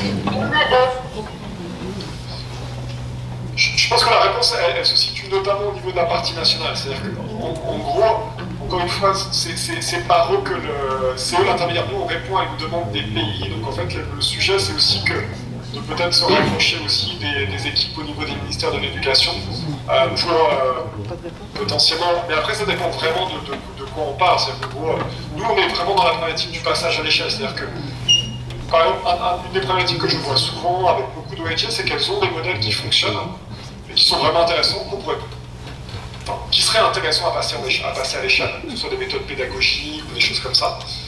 Mais après, il y a deux problématiques. La grosse problématique, c'est le cadrage budgétaire. C'est-à-dire que, gros, il faut que ce soit viable pour le budget de l'État. Nous, si on travaille, on veut que ce soit finançable et financé par l'État, même si on va faire un prêt, même si on peut mettre un peu de financement au début. À la fin, il faut que l'État soit en capacité de financer. Et ensuite, il y a la problématique aussi, encore une fois, qui est un sujet clé pour nous, c'est les ressources humaines. C'est-à-dire qu'on voit beaucoup de projets qui fonctionnent parce que les ONG sont là. Mais en fait, quand on veut passer à l'échelle et que ce soit repris par la partie nationale, là par contre ça peut bloquer parce que justement il y a un certain nombre de problématiques de compétences, d'incitations financières aussi parfois, qui sont manquantes. Donc c'est un sujet difficile en tout cas. Donc pour une dernière question, je vois que Claudine Bertrand avait levé la main et après peut-être je passerai un petit peu sur le cadre, je vais vous garder un tout petit peu de temps sur la situation un peu. Oui, je voulais vous demander, parce que bon, au greffe, je suis référente des pays sur le Sahel. Donc en particulier, j'ai beaucoup travaillé sur le Niger, sur les fonds communs, avec un appui au ministère du secondaire sur leur projet de comment construire des plans de formation continue. Et aussi sur la transition CME-6e avec 4 expérimentations dans les collèges de Niamey. Et effectivement, ce qui se passe après, c'est quand on passe au niveau de l'échelle, on passe dans les programmes qui sont du ressort de votre section, et on passe sur les programmes Apprendre, par exemple, de celui-là, et le responsable du coup de la direction de la formation initiale et continue m'a répondu, bon, on veut bien travailler avec le greffe, mais il faut passer par eux, et c'est de moi, du coup, on devient expert salarié. Or, la logique du greffe, c'est le bénévolat. Donc la grande difficulté, je pense, c'est de lier ces deux logiques entre ces appels à projets qui sont faits d'organisations professionnelles d'experts, et nous, on est des experts bénévoles. La question, c'est comment on peut lier, comment on peut, à travers les programmes, apprendre, élan, comment on pourrait aussi intervenir, parce que les expertises, on les a, puisqu'on est des retraités qui avons participé, et certains des universitaires, ou même des types de projets financés par votre série. Donc du coup, c'est loin d'être évident techniquement. Non, c'est un très bon point, mais par exemple dans le cas du Niger, parce que j'ai aussi beaucoup travaillé sur le Niger, en fait, donc il y a, et c'est exactement ce que j'ai expliqué après justement, parce que c'est un fonds commun sectoriel. Donc là, en gros, le principe c'est que nous, on met de l'argent, et après c'est la partie nationale qui l'utilise. Et donc la partie nationale, elle peut être appuyée par l'UNESCO, les Nations Unies, ou de l'expertise internationale financée ou pas, mais elle peut tout à fait être accompagnée par vous. En fait, rien n'empêche que vous accompagnez. Et donc là, nous, ils ont la main sur complètement. C'est-à-dire qu'en gros, là pour le coup, dans le cas du Niger, je pense qu'il n'y a pas de sujet. Dans le cadre, et je reviendrai un petit peu dans le cadre des approches projets, là par contre, ça peut poser un petit peu plus de difficultés parce qu'il y a des unités de gestion de projet, il y a effectivement un modèle qui fait que souvent, la partie bénévolat est parfois un peu plus difficile à intégrer. Mais en gros, en tout cas, la réponse, elle est vraiment au niveau de la partie nationale. On a plein de pays qui ne veulent pas du tout d'expertise internationale financée ou de gens payés pour les appuyer. Ils veulent le faire par eux-mêmes et potentiellement avec des appuis bénévolat. C'est des choses qui sont tout à fait concevables pour eux. Donc, je pense que l'entrée, elle est beaucoup. En tout cas, nous, on essaie vraiment maintenant d'être de plus en plus près possible des besoins de la partie nationale, sans avoir des intermédiaires, que ce soit le programme Apprendre, l'UNESCO ou d'autres.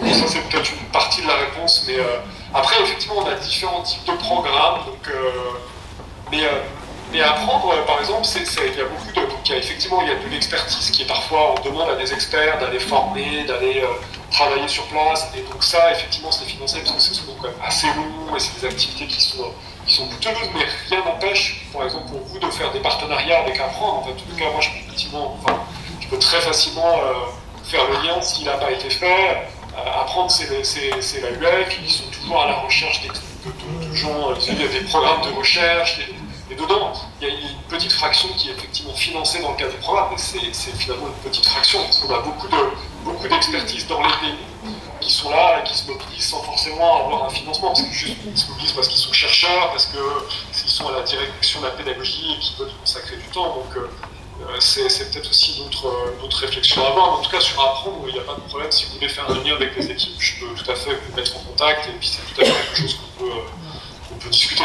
Je n'ai pas de difficulté avec ça. C'est la problématique sur le programme Élan. Nous aussi, au GREF, travaille beaucoup sur l'idée du plurilinguisme, mais on n'arrive pas, pour le moment, à intégrer ces programmes. Pas de problème. La directrice de l'IFEP, il n'y a pas très longtemps, je pense qu'il y a peut-être effectivement besoin de créer, d'avoir peut-être juste une sorte de partenariat formel qui est à minimum un échange d'informations, mais même je pense qu'eux, ils seraient intéressés à mobiliser votre expertise, et vous aussi. En tout cas, ce que fait Apprendre ou Élan, toute la documentation, tous les outils, ils sont complètement accessibles et gratuits. En tout cas, il n'y a pas de sujet. Mais par contre, effectivement, dans la mutualisation croisée et tout ça, je pense que c'est peut-être quelque chose qu'il faut travailler en partenariat. Mais en partenariat, ça peut être juste 2 pages signées qui disent que vous pouvez travailler ensemble. Et c'est parfois, c'est aussi un peu je sais pas, un réflexe, mais en tout cas, il n'y a pas de problème sur ces 2 programmes-là, vous mettre en contact avec les équipes. Je vous en prie. Et donc, peut-être alors, pour prendre un tout petit peu de temps sur un peu la deuxième partie de mon intervention, je voulais juste vous remettre un petit peu de contexte sur la situation dans laquelle on se trouve. En gros, j'ai intitulé cette partie-là de la déclaration de Paris, ou FR-DIFOR, 20 ans d'évolution de l'efficacité des financements internationaux de l'éducation. J'avance un tout petit peu, mais alors je vais peut-être remettre en plein écran, pardon. Vous voyez toujours mes slides,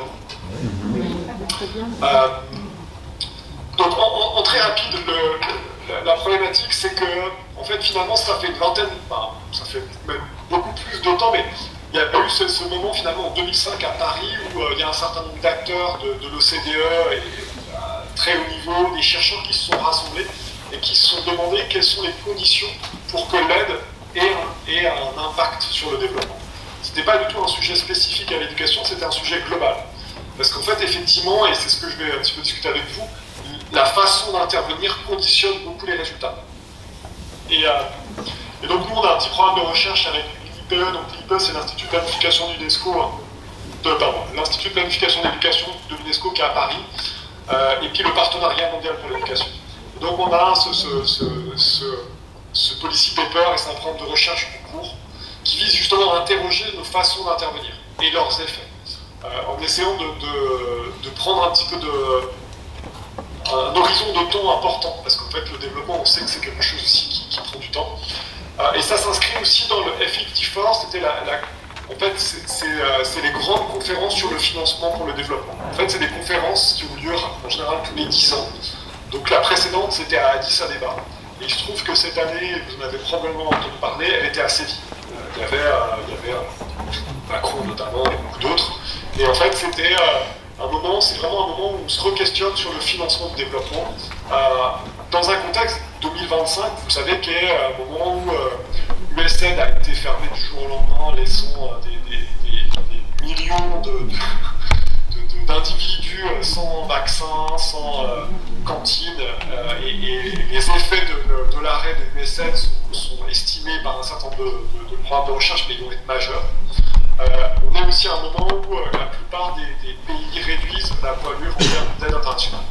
Que ce soit l'Angleterre, la France sont extrêmement importantes, la Suisse et beaucoup d'autres.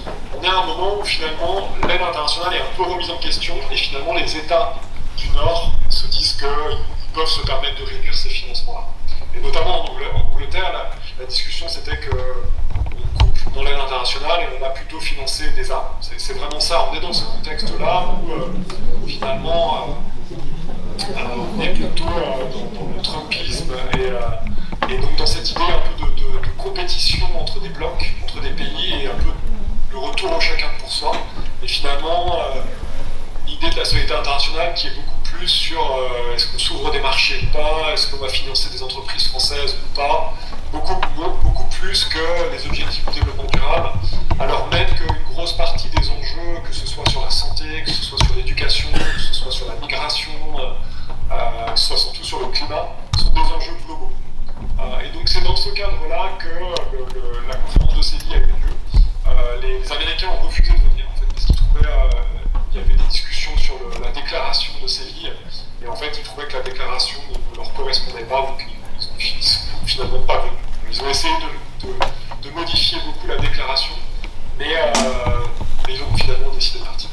Et nous, dans ce cadre-là, en fait, on a travaillé avec un certain nombre d'acteurs, notamment l'UNESCO, le Partenariat mondial pour l'éducation, et beaucoup d'autres, pour essayer de faire une sorte de side event sur la question du futur du financement du développement. Donc c'est un petit peu ce dont on va parler rapidement. Pardon, je suis désolé.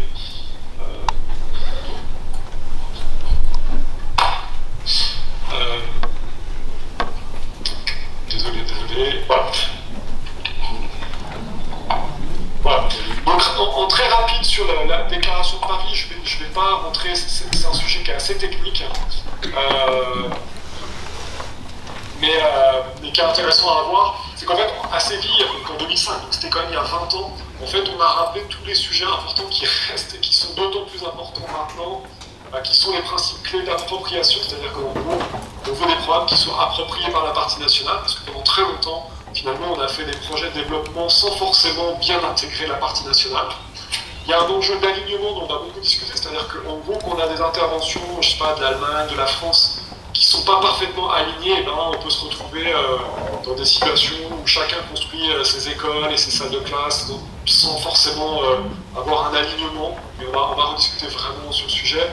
Il y a des enjeux d'harmonisation des procédures, gestion axée sur le résultat et redevabilité mutuelle. La problématique de l'alignement, elle est vraiment clé, c'est-à-dire que c'est vraiment l'utilisation des systèmes nationaux. En gros, dans beaucoup des interventions, et c'est ce qui s'est passé pendant assez longtemps dans l'histoire, on était très peu alignés. C'est-à-dire qu'en gros, au mieux on s'alignait sur la stratégie, et en fait, on a toujours eu tendance plutôt à court-circuiter les acteurs nationaux, les procédures nationales, et à faire nos interventions de manière très directe. Et ça empêche de fait la construction de capacité dans le système. Et les enjeux après d'harmonisation, c'est la coordination entre bailleurs pour limiter la charge administrative. Ça, c'est un sujet qui reste extrêmement important. Enfin, tous les sujets qu'on va discuter restent très importants.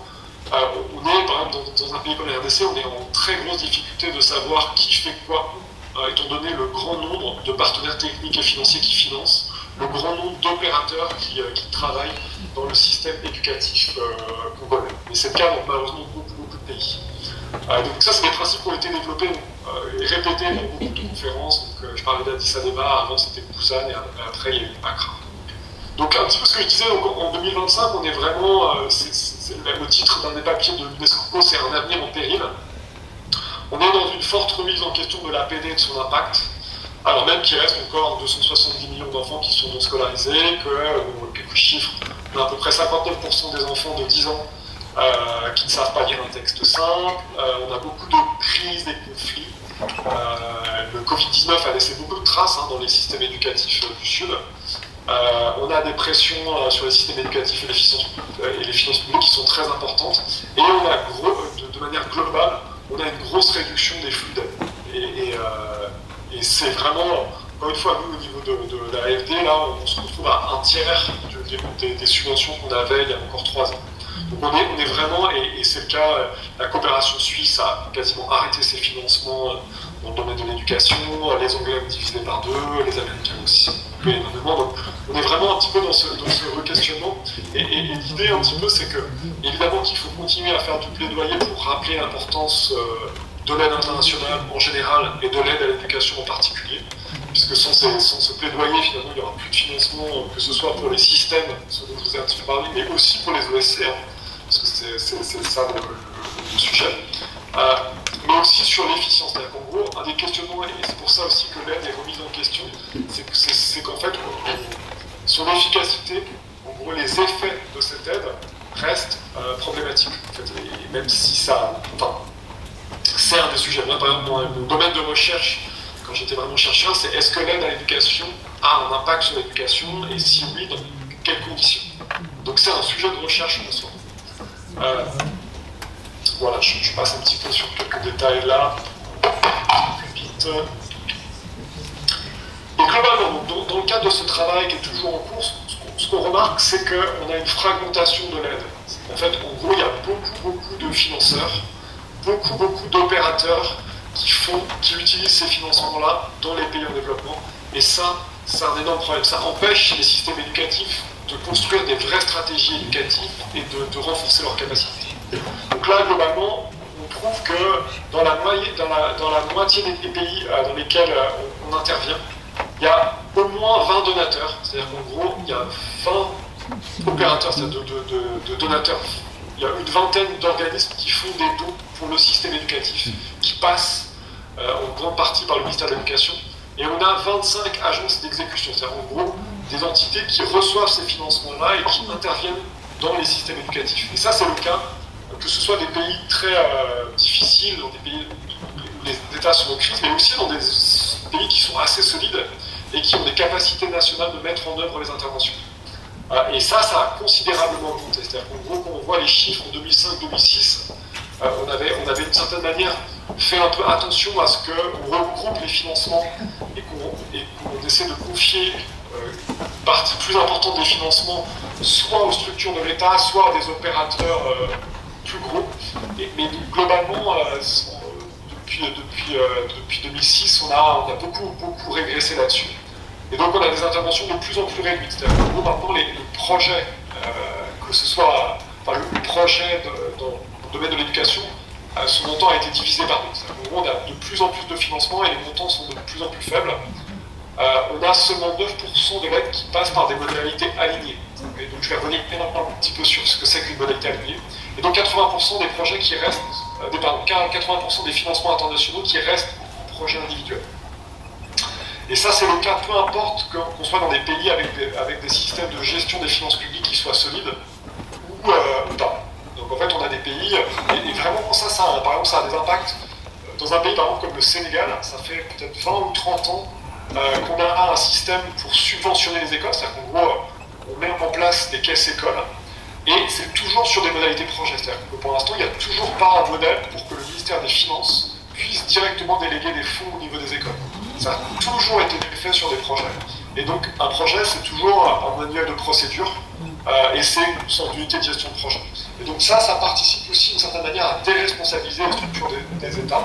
Et donc, dans beaucoup de pays, on a des ministères de l'Éducation qui sont quasiment dans l'incapacité de construire des écoles ou des salles de classe, puisque l'intégralité des salles de classe qui sont construites dans le pays sont construites par des ONG ou d'autres opérateurs. Et donc ça, d'une certaine manière, ça participe vraiment, et c'est ça qu'on essaie de mettre en avant, à affaiblir d'une certaine manière les systèmes. Et donc ça, c'est plutôt pour mettre en avant le fait qu'il y a besoin de ces financements-là, il y a besoin de ces interventions, mais il faut probablement les concevoir de manière à ce qu'elles renforcent les capacités du système plutôt que le contraire. Et donc ça met en avant, mais je passe assez vite, sur cette idée que les principes d'efficacité qu'on avait mis en avant pendant la déclaration de Paris n'ont pas été tenus. Et on est 20 ans après la déclaration de Paris, mais on pourrait reprendre le même engagement qu'on avait pris en 2005. Alors après, on a essayé d'expliquer un petit peu. Du côté des pays d'intervention, en fait, il y a des enjeux un petit peu de méfiance sur des modalités plus alignées. Je ne vais pas rentrer trop dans le détail, mais les appuis budgétaires parfois sont considérés comme pluristyles, mais je vais expliquer un petit peu après les différents types d'appuis budgétaires. Mais ils ont l'impression que si on fait un appui sur le budget, ils vont perdre le contrôle sur les fonds et qu'il y aura une fongibilité des fonds. Et ça, c'est vrai sur les financements budgétaires de politique publique, mais c'est pas vrai sur les financements budgétaires de programmes et des fonds communs, comme on va le voir rapidement. Et donc parfois, ils ont tendance à préférer quand même d'avoir un contrôle direct par des projets, plutôt que cette logique projet, elle est inscrite un petit peu dans leur ADN. Et après, il faut pas se cacher, il y a aussi des systèmes de rente. Et donc ces projets-là, en fait, c'est aussi un peu des vaches à lait dans beaucoup de pays. Ça permet d'avoir des sursalaires, ça permet d'avoir des perdièmes, ça permet d'avoir des unités de gestion pour le projet avec des gens qui sont parfois 10 fois mieux payés que les équipes du ministère. Et donc il y a toute une économie un petit peu du projet de développement qui s'est mis en place, qui parfois empêche aussi les systèmes de prendre un certain nombre de décisions. Du côté des partenaires techniques et financiers comme la FG et tous les autres, il y a aussi une pression pour des résultats rapides et visibles.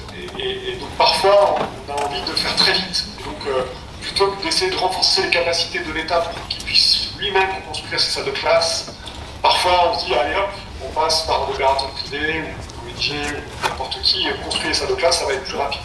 Et donc cette espèce de pression à aller vers la rapidité, ça permet d'avoir des impacts rapides en termes de construction de salles de classe, et ça peut tout à fait se justifier. Et dans beaucoup de pays, il faut continuer, en tout cas sur certaines zones, il faut continuer aussi par des approches de projet, mais ça empêche effectivement les ministères aussi de construire des capacités. Ensuite, on a parfois effectivement, on a des incitations au niveau de structure à faire ça, et c'est un peu problématique. Il y a des enjeux sur les systèmes de finances publiques qui sont parfois jugés rigides, donc ça c'est aussi un sujet sur lequel on essaie de travailler sur la capacité à mettre en œuvre des activités, notamment sur les financements des États, parce qu'en fait en gros, la difficulté par exemple, de la direction des infrastructures scolaires à construire des salles de classe, c'est la même difficulté que ce soit des financements internationaux ou des financements nationaux. Le sujet c'est qu'il faut renforcer les capacités des ministères pour le faire. Donc il y a des problématiques sur les capacités qu'on juge parfois insuffisantes, et puis il y a vraiment un sujet d'harmonisation au niveau des partenaires techniques et financiers.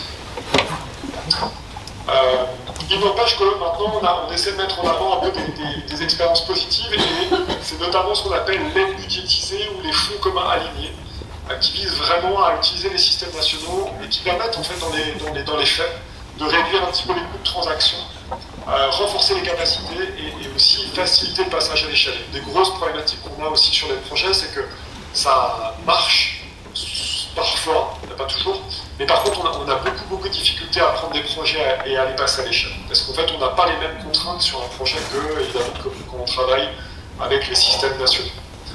L'idée, et ça c'est aussi important de le rappeler, c'est la centralité des ressources domestiques.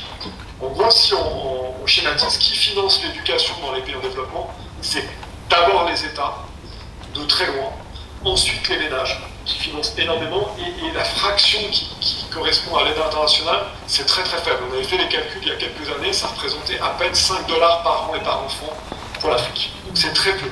C'est pas avec ces 5 $ qu'on va vraiment changer la donne, sauf si justement on utilise ces ressources aussi pour renforcer les capacités des États. Donc l'idée c'est que vraiment les financements internationaux c'est plutôt un catalyseur, et ça doit être vraiment additionnel, et ça doit soutenir les réformes, c'est ce qu'on essaie de mettre en avant. Et donc il faut travailler sur les enjeux d'efficacité comme boussole pour prioriser, coordonner, et puis surtout aussi mesurer les impacts, c'est un peu important. Bref, on a fait un certain nombre de recommandations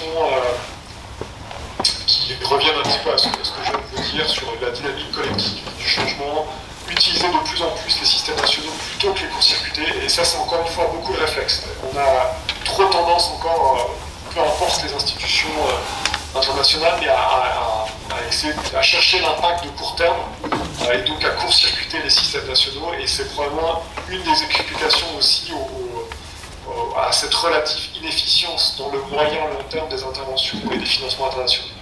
On a clairement besoin d'avoir de la data pour piloter l'efficacité, et il faut vraiment mieux intégrer les principes d'alignement sur l'architecture mondiale de l'aide. Pour l'instant, c'est pas vraiment un sujet. On mesure assez mal dans les pays. Est-ce que les financements internationaux sont alignés ou pas? C'est un petit peu le plaidoyer que l'on essaie de faire, mais je passe assez vite. Dans le cadre de Séville, on a eu une déclaration commune. D'abord, il y a le compromisso de Séville. C'est le document global de cette conférence de Séville qui fait 30 ou 40 pages, dans lequel on a quand même réussi à remettre l'éducation, puisqu'en fait à un moment elle n'était même pas. Donc l'éducation, on a dit il y a un engagement à soutenir un financement adéquat pour améliorer l'éducation de manière inclusive et équitable pour tous. Bref. Dans cette déclaration de ce compromis de Séville, les enjeux d'efficacité, de leadership des pays, d'alignement stratégique des financements, de renforcement des systèmes nationaux, de transparence et redevabilité, c'est des sujets qui ont été vraiment, vraiment fortement remis en avant. En fait, dans ce contexte où on va avoir une raréfaction des ressources, on revient sur l'enjeu que le peu de ressources qu'on a doit être particulièrement efficace et bien utilisé. Dans le cadre un petit peu de notre side event sur le financement d'éducation, je vous ai mis de toute façon tous les liens, mais on a fait une déclaration commune sur ceux qui travaillent de manière plus précise sur le financement d'éducation. Et l'idée, c'est de bien aligner les financements sur le leadership national, de bien diversifier et pérenniser les ressources, étant donné que les pays sont en train de réduire la voilure en termes de financement international d'aide. On voit que, en partie, mais ça ne compensera pas tout, on a beaucoup de philanthropies qui sont souvent des grosses organisations anglophones, d'ailleurs, beaucoup plus que francophones, ce qui fait que les pays francophones sont souvent moins financés par ces organisations de la philanthropie.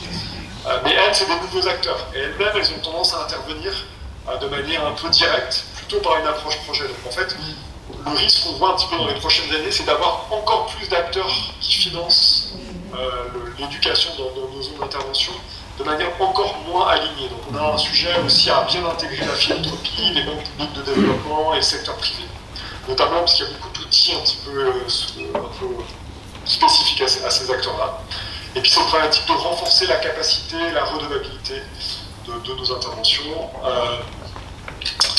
Le temps va passer très vite, mais je voulais quand même vous faire un tout petit topo sur les fonds communs sectoriels de l'éducation.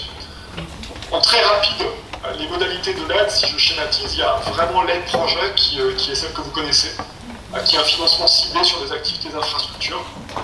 Et ça permet d'avoir souvent des résultats directs et très tangibles. La limite, c'est vraiment un petit peu ce que j'ai évoqué, la fragmentation des efforts et la capacité limitée d'intégration du système national. À l'autre bout du scope, on va dire, il y a ce qu'on appelle les financements budgétaires fongibles, globaux ou de politique publique, c'est ce que vous avez tout en bas.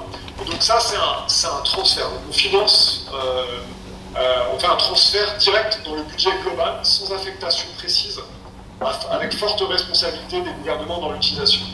L'avantage, c'est que c'est très flexible. Le gros désavantage, c'est que c'est fongible. C'est-à-dire qu'en gros, si je donne 100 millions au Maroc de financement budgétaire, de politique publique, en fait, globalement, il n'y a rien qui m'assure que les Marocains vont effectivement mettre 100 millions en plus dans l'éducation. En gros, c'est comme ça que les financements budgétaires fonctionnent. On ne peut pas s'assurer que cet argent-là va bien aller au système éducatif. Et donc, il y a cet intermédiaire qui est donc entre les deux, c'est le financement budgétaire affecté. Ça peut être financement budgétaire de programme, ou ce qu'on appelle les aides budgétaires sectorielles, ou encore les fonds communs. Et ça, en fait, c'est un fonds qui est alloué à un secteur spécifique. C'est dans le budget national, c'est dans les lois de finances, mais c'est un code spécifique et c'est pas fongible. C'est-à-dire qu'en gros, l'argent ne sera jamais mélangé avec le financement de l'État. Mais il sera géré par l'État, donc les ressources humaines de l'État, et selon les procédures de l'État, avec potentiellement une assistance technique et une équipe pour les aider. Et donc ça, c'est un gros avantage, c'est que ça permet de s'intégrer vraiment dans les priorités nationales, et vraiment l'exemple du Niger est assez emblématique là-dessus. La problématique, c'est les difficultés d'exécution des dépenses. Ce qu'on voit, c'est que dans beaucoup de pays, les ministères de l'éducation, les ministères sociaux d'ailleurs de manière globale, ont beaucoup de difficultés à exécuter les dépenses. C'est-à-dire qu'en gros, ils ont des budgets, mais pour un certain nombre de difficultés administratives, de capacités, ils ne sont pas capables d'exécuter les budgets. C'est-à-dire qu'en gros, on leur donne tel montant pour travailler, je ne sais pas, pour construire des salles de classe, mais la direction des infrastructures scolaires est dans l'incapacité d'utiliser l'intégralité du financement pour construire des salles de classe. Et le gros avantage un petit peu de nos interventions avec cette modalité, c'est qu'en fait, au lieu d'essayer de travailler à faire ces salles de classe le plus vite possible, sans l'État, en gros, on va vraiment travailler à renforcer les capacités de l'État à construire ces salles de classe, peu importe que ce soit avec nos financements via le fonds commun, ou avec le financement national. Donc en fait, en gros, ça permet de... Désolé, c'est un sujet un peu technique, mais ça permet de vraiment mettre nos efforts, plutôt que d'essayer de travailler avec l'unité de gestion de projet, former les équipes de l'unité de gestion de projet, avoir un manuel de procédure du projet. On va vraiment travailler avec les structures de l'État pour les renforcer. Bon, les principes de la déclaration de Paris, je ne reviens pas trop dessus, je vais passer assez vite sur les quelques éléments. Pour vraiment expliquer un tout petit peu la modalité fonds commun, l'idée c'est vraiment d'utiliser le réseau national utiliser les systèmes comptables nationaux, tout en sécurisant les ressources dans un compte dédié, et en travaillant avec le ministère des Finances. Un des gros enjeux que nous on identifie dans nos zones d'intervention, c'est la collaboration entre le ministère des Finances et le ministère de l'Éducation. Souvent, c'est évidemment, et c'est un peu le cas en France, c'est le ministère des Finances qui a la main sur l'argent. Et dans les cas où on a des ministères de l'Éducation qui ne sont pas en capacité d'exécuter l'intégralité des montants obtenus, et ben, du coup, on perd une partie des ressources. Et donc, on a vraiment besoin d'un meilleur lien, et on essaie beaucoup de travailler là-dessus, de lien entre le ministère des Finances et le ministère de l'Éducation. Et un petit peu la problématique qu'on essaie de mettre en avant sur les fonds communs, c'est qu'on apprend à conduire lorsqu'on est dans le siège conducteur. Et donc, on veut vraiment, ce qu'on essaie de mettre en avant, c'est de sortir de la logique de substitution. Et de vraiment, d'une certaine manière, mettre les ministères de l'Éducation aux commandes et dans l'exécution de la dépense. Voilà un petit peu, en très schématique en fait, en gros, dans la façon d'intervenir, l'État il a sa politique, ses objectifs, sa stratégie, son plan d'action, son budget, sa trésorerie et son système de suivi et d'évaluation. Et en fait, la plupart du temps, quand on a un projet, mais c'est pas votre cas, hein, mais quand on construit un projet, et ben en fait on a la même chose, mais de l'autre côté, il n'y a pas forcément un lien entre les deux. En gros, c'est vraiment à part. Un projet, ça sort en fait finalement de la logique d'un ministère, de la logique étatique. Et donc l'aide budgétaire sectorielle, ça vise à avoir vraiment, en gros, une sorte d'alignement total de la politique, des objectifs, de la stratégie, du plan d'action, du budget, de la trésorerie, entre le ministère et le financement. Il n'empêche que, évidemment, les fonds sont audités, il y a un audit externe, on valide les plans d'action, et on fait très attention de tous les enjeux de trésorerie, crédit.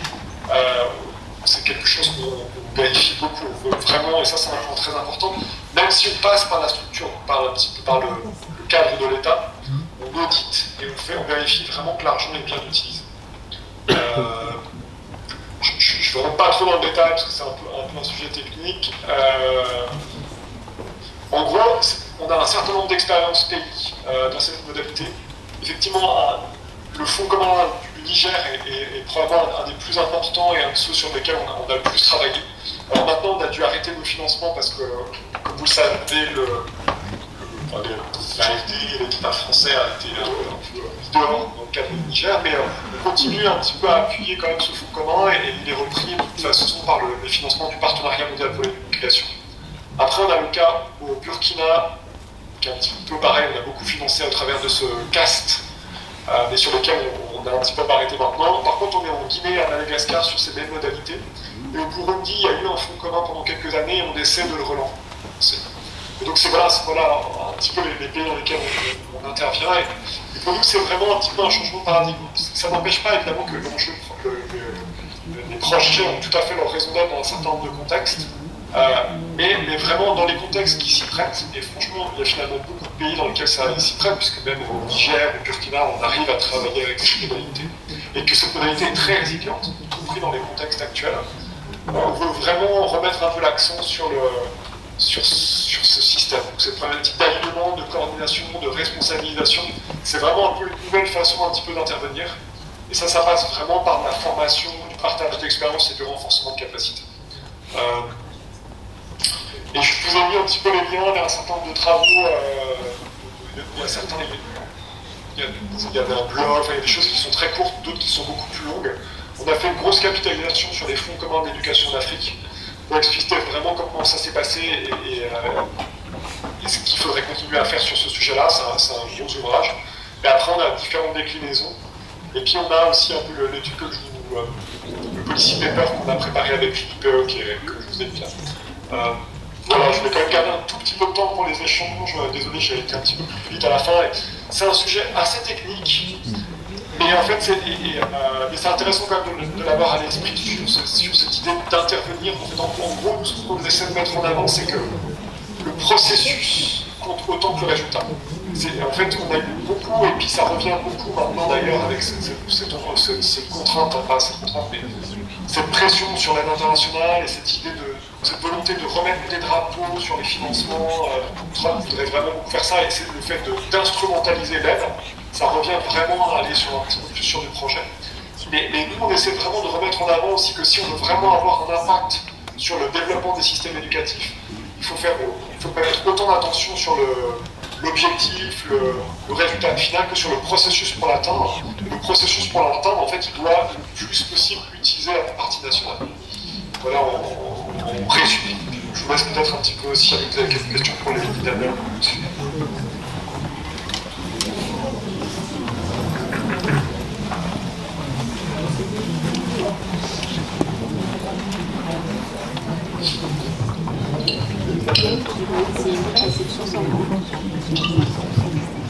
Toutes les explications que vous nous avez données, est-ce que ça veut dire que l'AFD serait prête à abandonner ce vocable de l'aide, qui peut-être est une incompatibilité avec la notion de l'efficacité et de l'impact? Du coup, c'est vraiment une discussion où effectivement on a un DG, et puis notre DG, notre partie de nos économistes, et puis du département recherche, en fait, pousse effectivement à changer la terminologie. D'ailleurs, même il y a eu beaucoup de discussions pour changer même le nom de l'AFD, parce qu'en fait, le mot développement n'est pas non plus, alors le mot aide, évidemment, le mot développement. Après, on n'a pas trouvé encore finalement le bon terme. Notre DG parle d'investissement solidaire et durable. Donc oui, il y a un enjeu de terminologie qui existe effectivement, et donc, mais finalement, sous-jacent, le problème c'est moins les mots qui sont utilisés qui effectivement questionnent, que finalement le sous-jacent, qu'est-ce qu'on fait et comment on le fait. Et ça, on essaie de pousser, mais en fait concrètement, vous voyez, c'est un peu ce que vous avez montré à 80%, on est encore dans des interventions très... qui court-circuitent en grande partie les systèmes nationaux. Donc, et puis là, dans le contexte actuel, on est plutôt dans un repli. C'est-à-dire qu'en gros, ce qu'on essaie de faire sur les enjeux d'alignement, construction de capacité, c'est pas forcément ce qu'on nous demande le plus. On nous demande plus de cocher un certain nombre de cases, parce que il faut cocher les cases climat, il faut cocher les cases genre, il faut cocher les cases qui sont un petit peu en lien avec les différents finalement, thèmes à la mode au niveau des politiques, au niveau de la Banque mondiale, des choses comme ça. Donc, en tout cas, nous, on essaie de pousser un petit peu dans ce sens-là, mais c'est pas certain que ce soit la direction qui soit prise pour les prochaines années.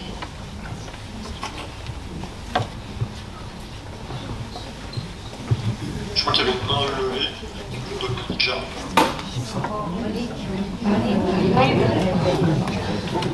Oui, bonjour, moi, je m'interrogeais sur deux choses. Vous avez parlé beaucoup de compétences. Ça veut dire qu'à partir du moment où vous mettez en place des projets, où vous évaluez, où vous identifiez, j'ai envie de dire, comment vous faites par rapport aux compétences? Parce que je pense qu'il y a des associations qui ont des compétences, mais je me suis arrêtée au niveau association parce que, est-ce que pour vous, c'est le niveau association qui compte, ou est-ce que c'est un autre niveau? Donc ça, c'est la première chose. Quand je dis un autre niveau, est-ce que ça veut dire que c'est le niveau d'intervenants qui font appel à des associations, par exemple, qui ont des compétences? Ça, c'est ma première question. Et ma deuxième question, par rapport dans les appels à projets, je me suis aperçue, par exemple, dans le dernier projet AFF, en français éducation nationale, il semblerait qu'il soit financé par l'AFD. Quelle est on va dire, la ressemblance, l'adéquation, je ne sais pas quoi. Donc ça, c'est la deuxième chose. Voilà. Et puis en plus,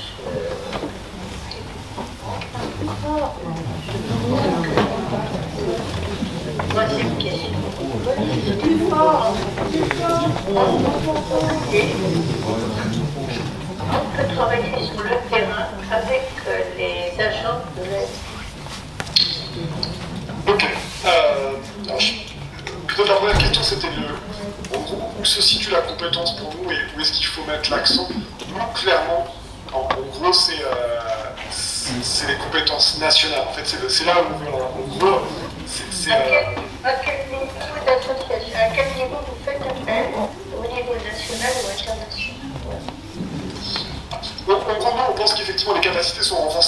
l'enseignant jusqu'au ministre, d'une certaine manière. En gros, c'est ça qu'on va renforcer et à tout niveau. Mais c'est cette partie nationale. Après, qui va appuyer ce renforcement de compétences, ça c'est une autre question et ça dépend vraiment des zones et des niveaux, encore une fois, je ne vais pas dire compétences, mais en gros, des apports que peuvent apporter un certain nombre d'acteurs. Dans certains cas, effectivement, par exemple, l'IPO fait des formations sur la planification en éducation, les diagnostics, les systèmes d'information, et donc c'est des gens qui vont se former à Dakar. C'est une des façons. Après, c'est beaucoup dans les pays. Donc tout dépend le niveau et tout dépend en fait ce sur quoi on veut former les équipes. Mais en tout cas, le plus important, c'est que l'acteur qu'on veut renforcer, qu'on veut former, c'est les ressources humaines nationales des systèmes. Le deuxième sujet, c'était un petit peu sur, on parlait un petit peu d'un appel à proposition, et je pense que c'est des appels OSC, donc ça, moi j'ai très très peu d'informations là-dessus. C'est vraiment le guichet OSC à l'AFD qui est très particulier. Après, j'imagine que mes collègues font quand même le lien avec les stratégies nationales dans les pays. Et ça, pour le coup, c'est vraiment quelque chose qu'il faut discuter avec mes collègues, parce que moi j'ai très très peu de visibilité. Et puis après, la dernière question, c'était sur le travail de terrain. Bah, ça, c'est un peu... Et là, ça me fait penser que j'ai oublié de répondre à la question. Il y avait une question sur un peu les enjeux d'insertion. Peut-être que j'y répondrai rapidement, mais en gros, comment on peut collaborer, ça reste effectivement une question qu'il faut voir. Mais en gros, je pense que ça dépend des différents pays. Mais il faut les deux acteurs avec lesquels vous pouvez travailler, c'est vraiment les acteurs nationaux. C'est-à-dire qu'en gros, si par exemple, encore une fois, nous on répond à une demande. Donc, je sais pas, si le ministre de l'Éducation vient nous voir et nous dit voilà, nous, on a travaillé avec vous, avec le CREF, on a trouvé que ce modèle-là était particulièrement intéressant, c'est là-dessus, c'est la direction qu'on veut aller. Nous, on est en capacité, après, suite à la demande d'une partie nationale, de mettre en place des financements, des appuis pour aller dans la direction. Et ça, c'est vraiment l'entrée. Et la deuxième, c'est effectivement nos collègues dans les agences. Donc ça, il ne faut pas hésiter à rencontrer nos collègues. Moi, j'étais en agence. Il y a toujours un directeur adjoint, il y a des équipes qui sont dédiées sur les secteurs de l'éducation. N'hésitez pas à les contacter. C'est une bonne porte d'entrée. Et juste peut-être, j'en profite aussi. Il y avait la question, effectivement, auquel je n'ai pas du tout répondu, sur la question de l'insertion. En fait, c'est effectivement, on travaille vraiment sur ce continuum.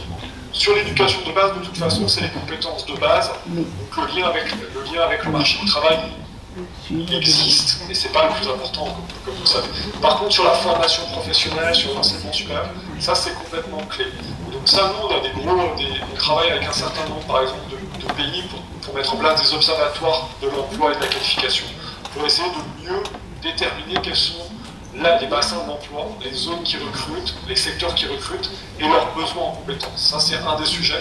Et on essaie vraiment de faire beaucoup le lien avec le secteur privé. Et effectivement, dans nos interventions, on regarde beaucoup les enjeux d'insertion. C'est-à-dire qu'on ne veut surtout pas créer des filières de formation professionnelle ou d'enseignement supérieur qui ne mènent pas à l'emploi. Mais malheureusement, par contre, c'est souvent la demande. C'est-à-dire qu'en gros, vous savez, je ne sais pas, l'université de Fouette-Boigny ou l'UCAD, l'université Cheikh Anta Diop à Dakar, sont des universités avec 120 000 élèves, c'est des universités gigantesques, et ils nous demandent souvent d'intervenir, je sais pas, sur des filières économie, droit, qui ne sont pas des filières qui recrutent beaucoup. Mais en tout cas, nous, on essaie de faire vraiment attention à cet enjeu d'insertion, et c'est complètement clé pour nous que nos interventions soient en lien avec l'emploi et l'insertion des jeunes qui sont formés. Je ne sais pas s'il y a peut-être une dernière question ou d'autres questions. Oui, c'est par rapport au programme des pays, les programmes éducatifs des différents pays aidés. Donc le constat qu'on a pu faire, c'est que ces programmes ont été financés. On peut s'arrêter là et merci pour votre attention.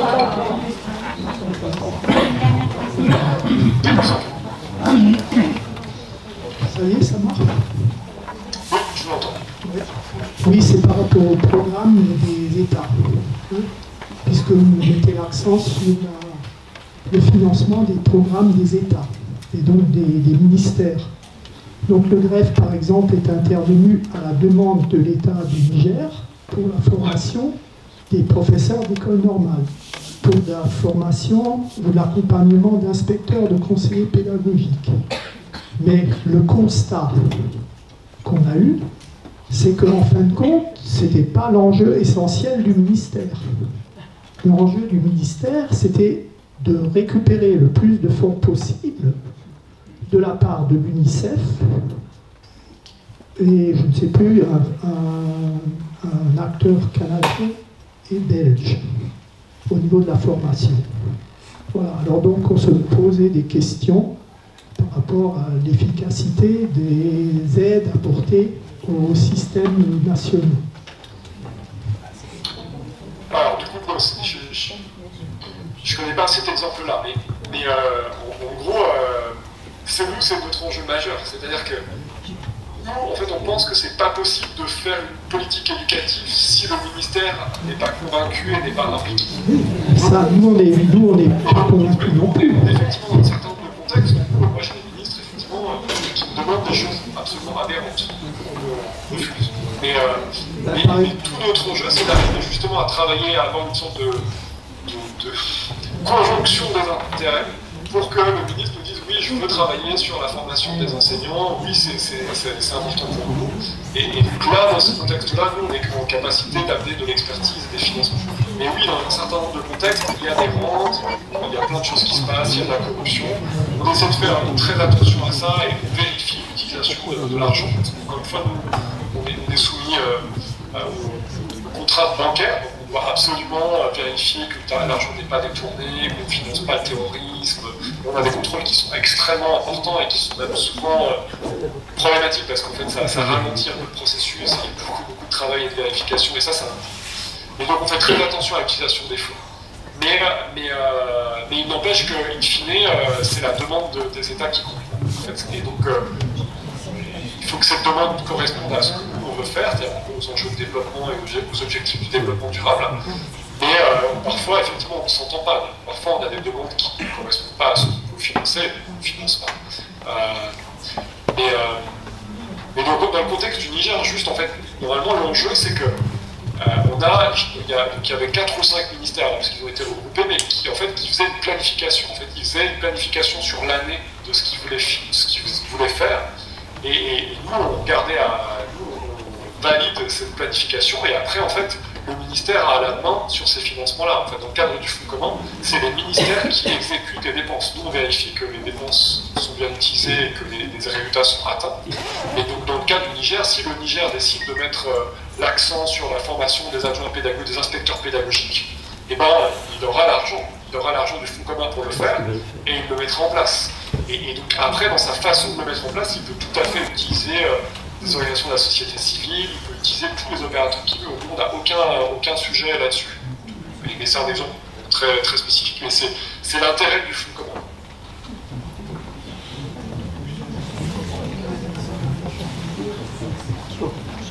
Je ne sais pas si j'ai répondu à la question aussi. Oui. Ce qui est difficile en ce moment, c'est un sujet sur lequel il faut d'autant plus s'investir. Je pense que les activités que vous menez, elles sont très importantes et vous êtes un acteur assez connu. Donc vraiment, en tout cas, moi, je voudrais vraiment vous remercier et puis continuer en tout cas, bonne journée de rassemblement. C'est intéressant aussi effectivement de discuter, de réfléchir, de se re-questionner. On est vraiment sur un sujet où les choses ne sont pas... les choses ne sont pas simples en fait. Il faut vraiment se questionner beaucoup sur ce qu'on fait, pourquoi on le fait, comment on le fait. Et il n'empêche que c'est un sujet majeur sur lequel en fait on a des effets et on peut vraiment atteindre des résultats qui sont extrêmement importants dans beaucoup de nos zones d'intervention. Voilà un petit peu en guise de conclusion, mais je vous remercie.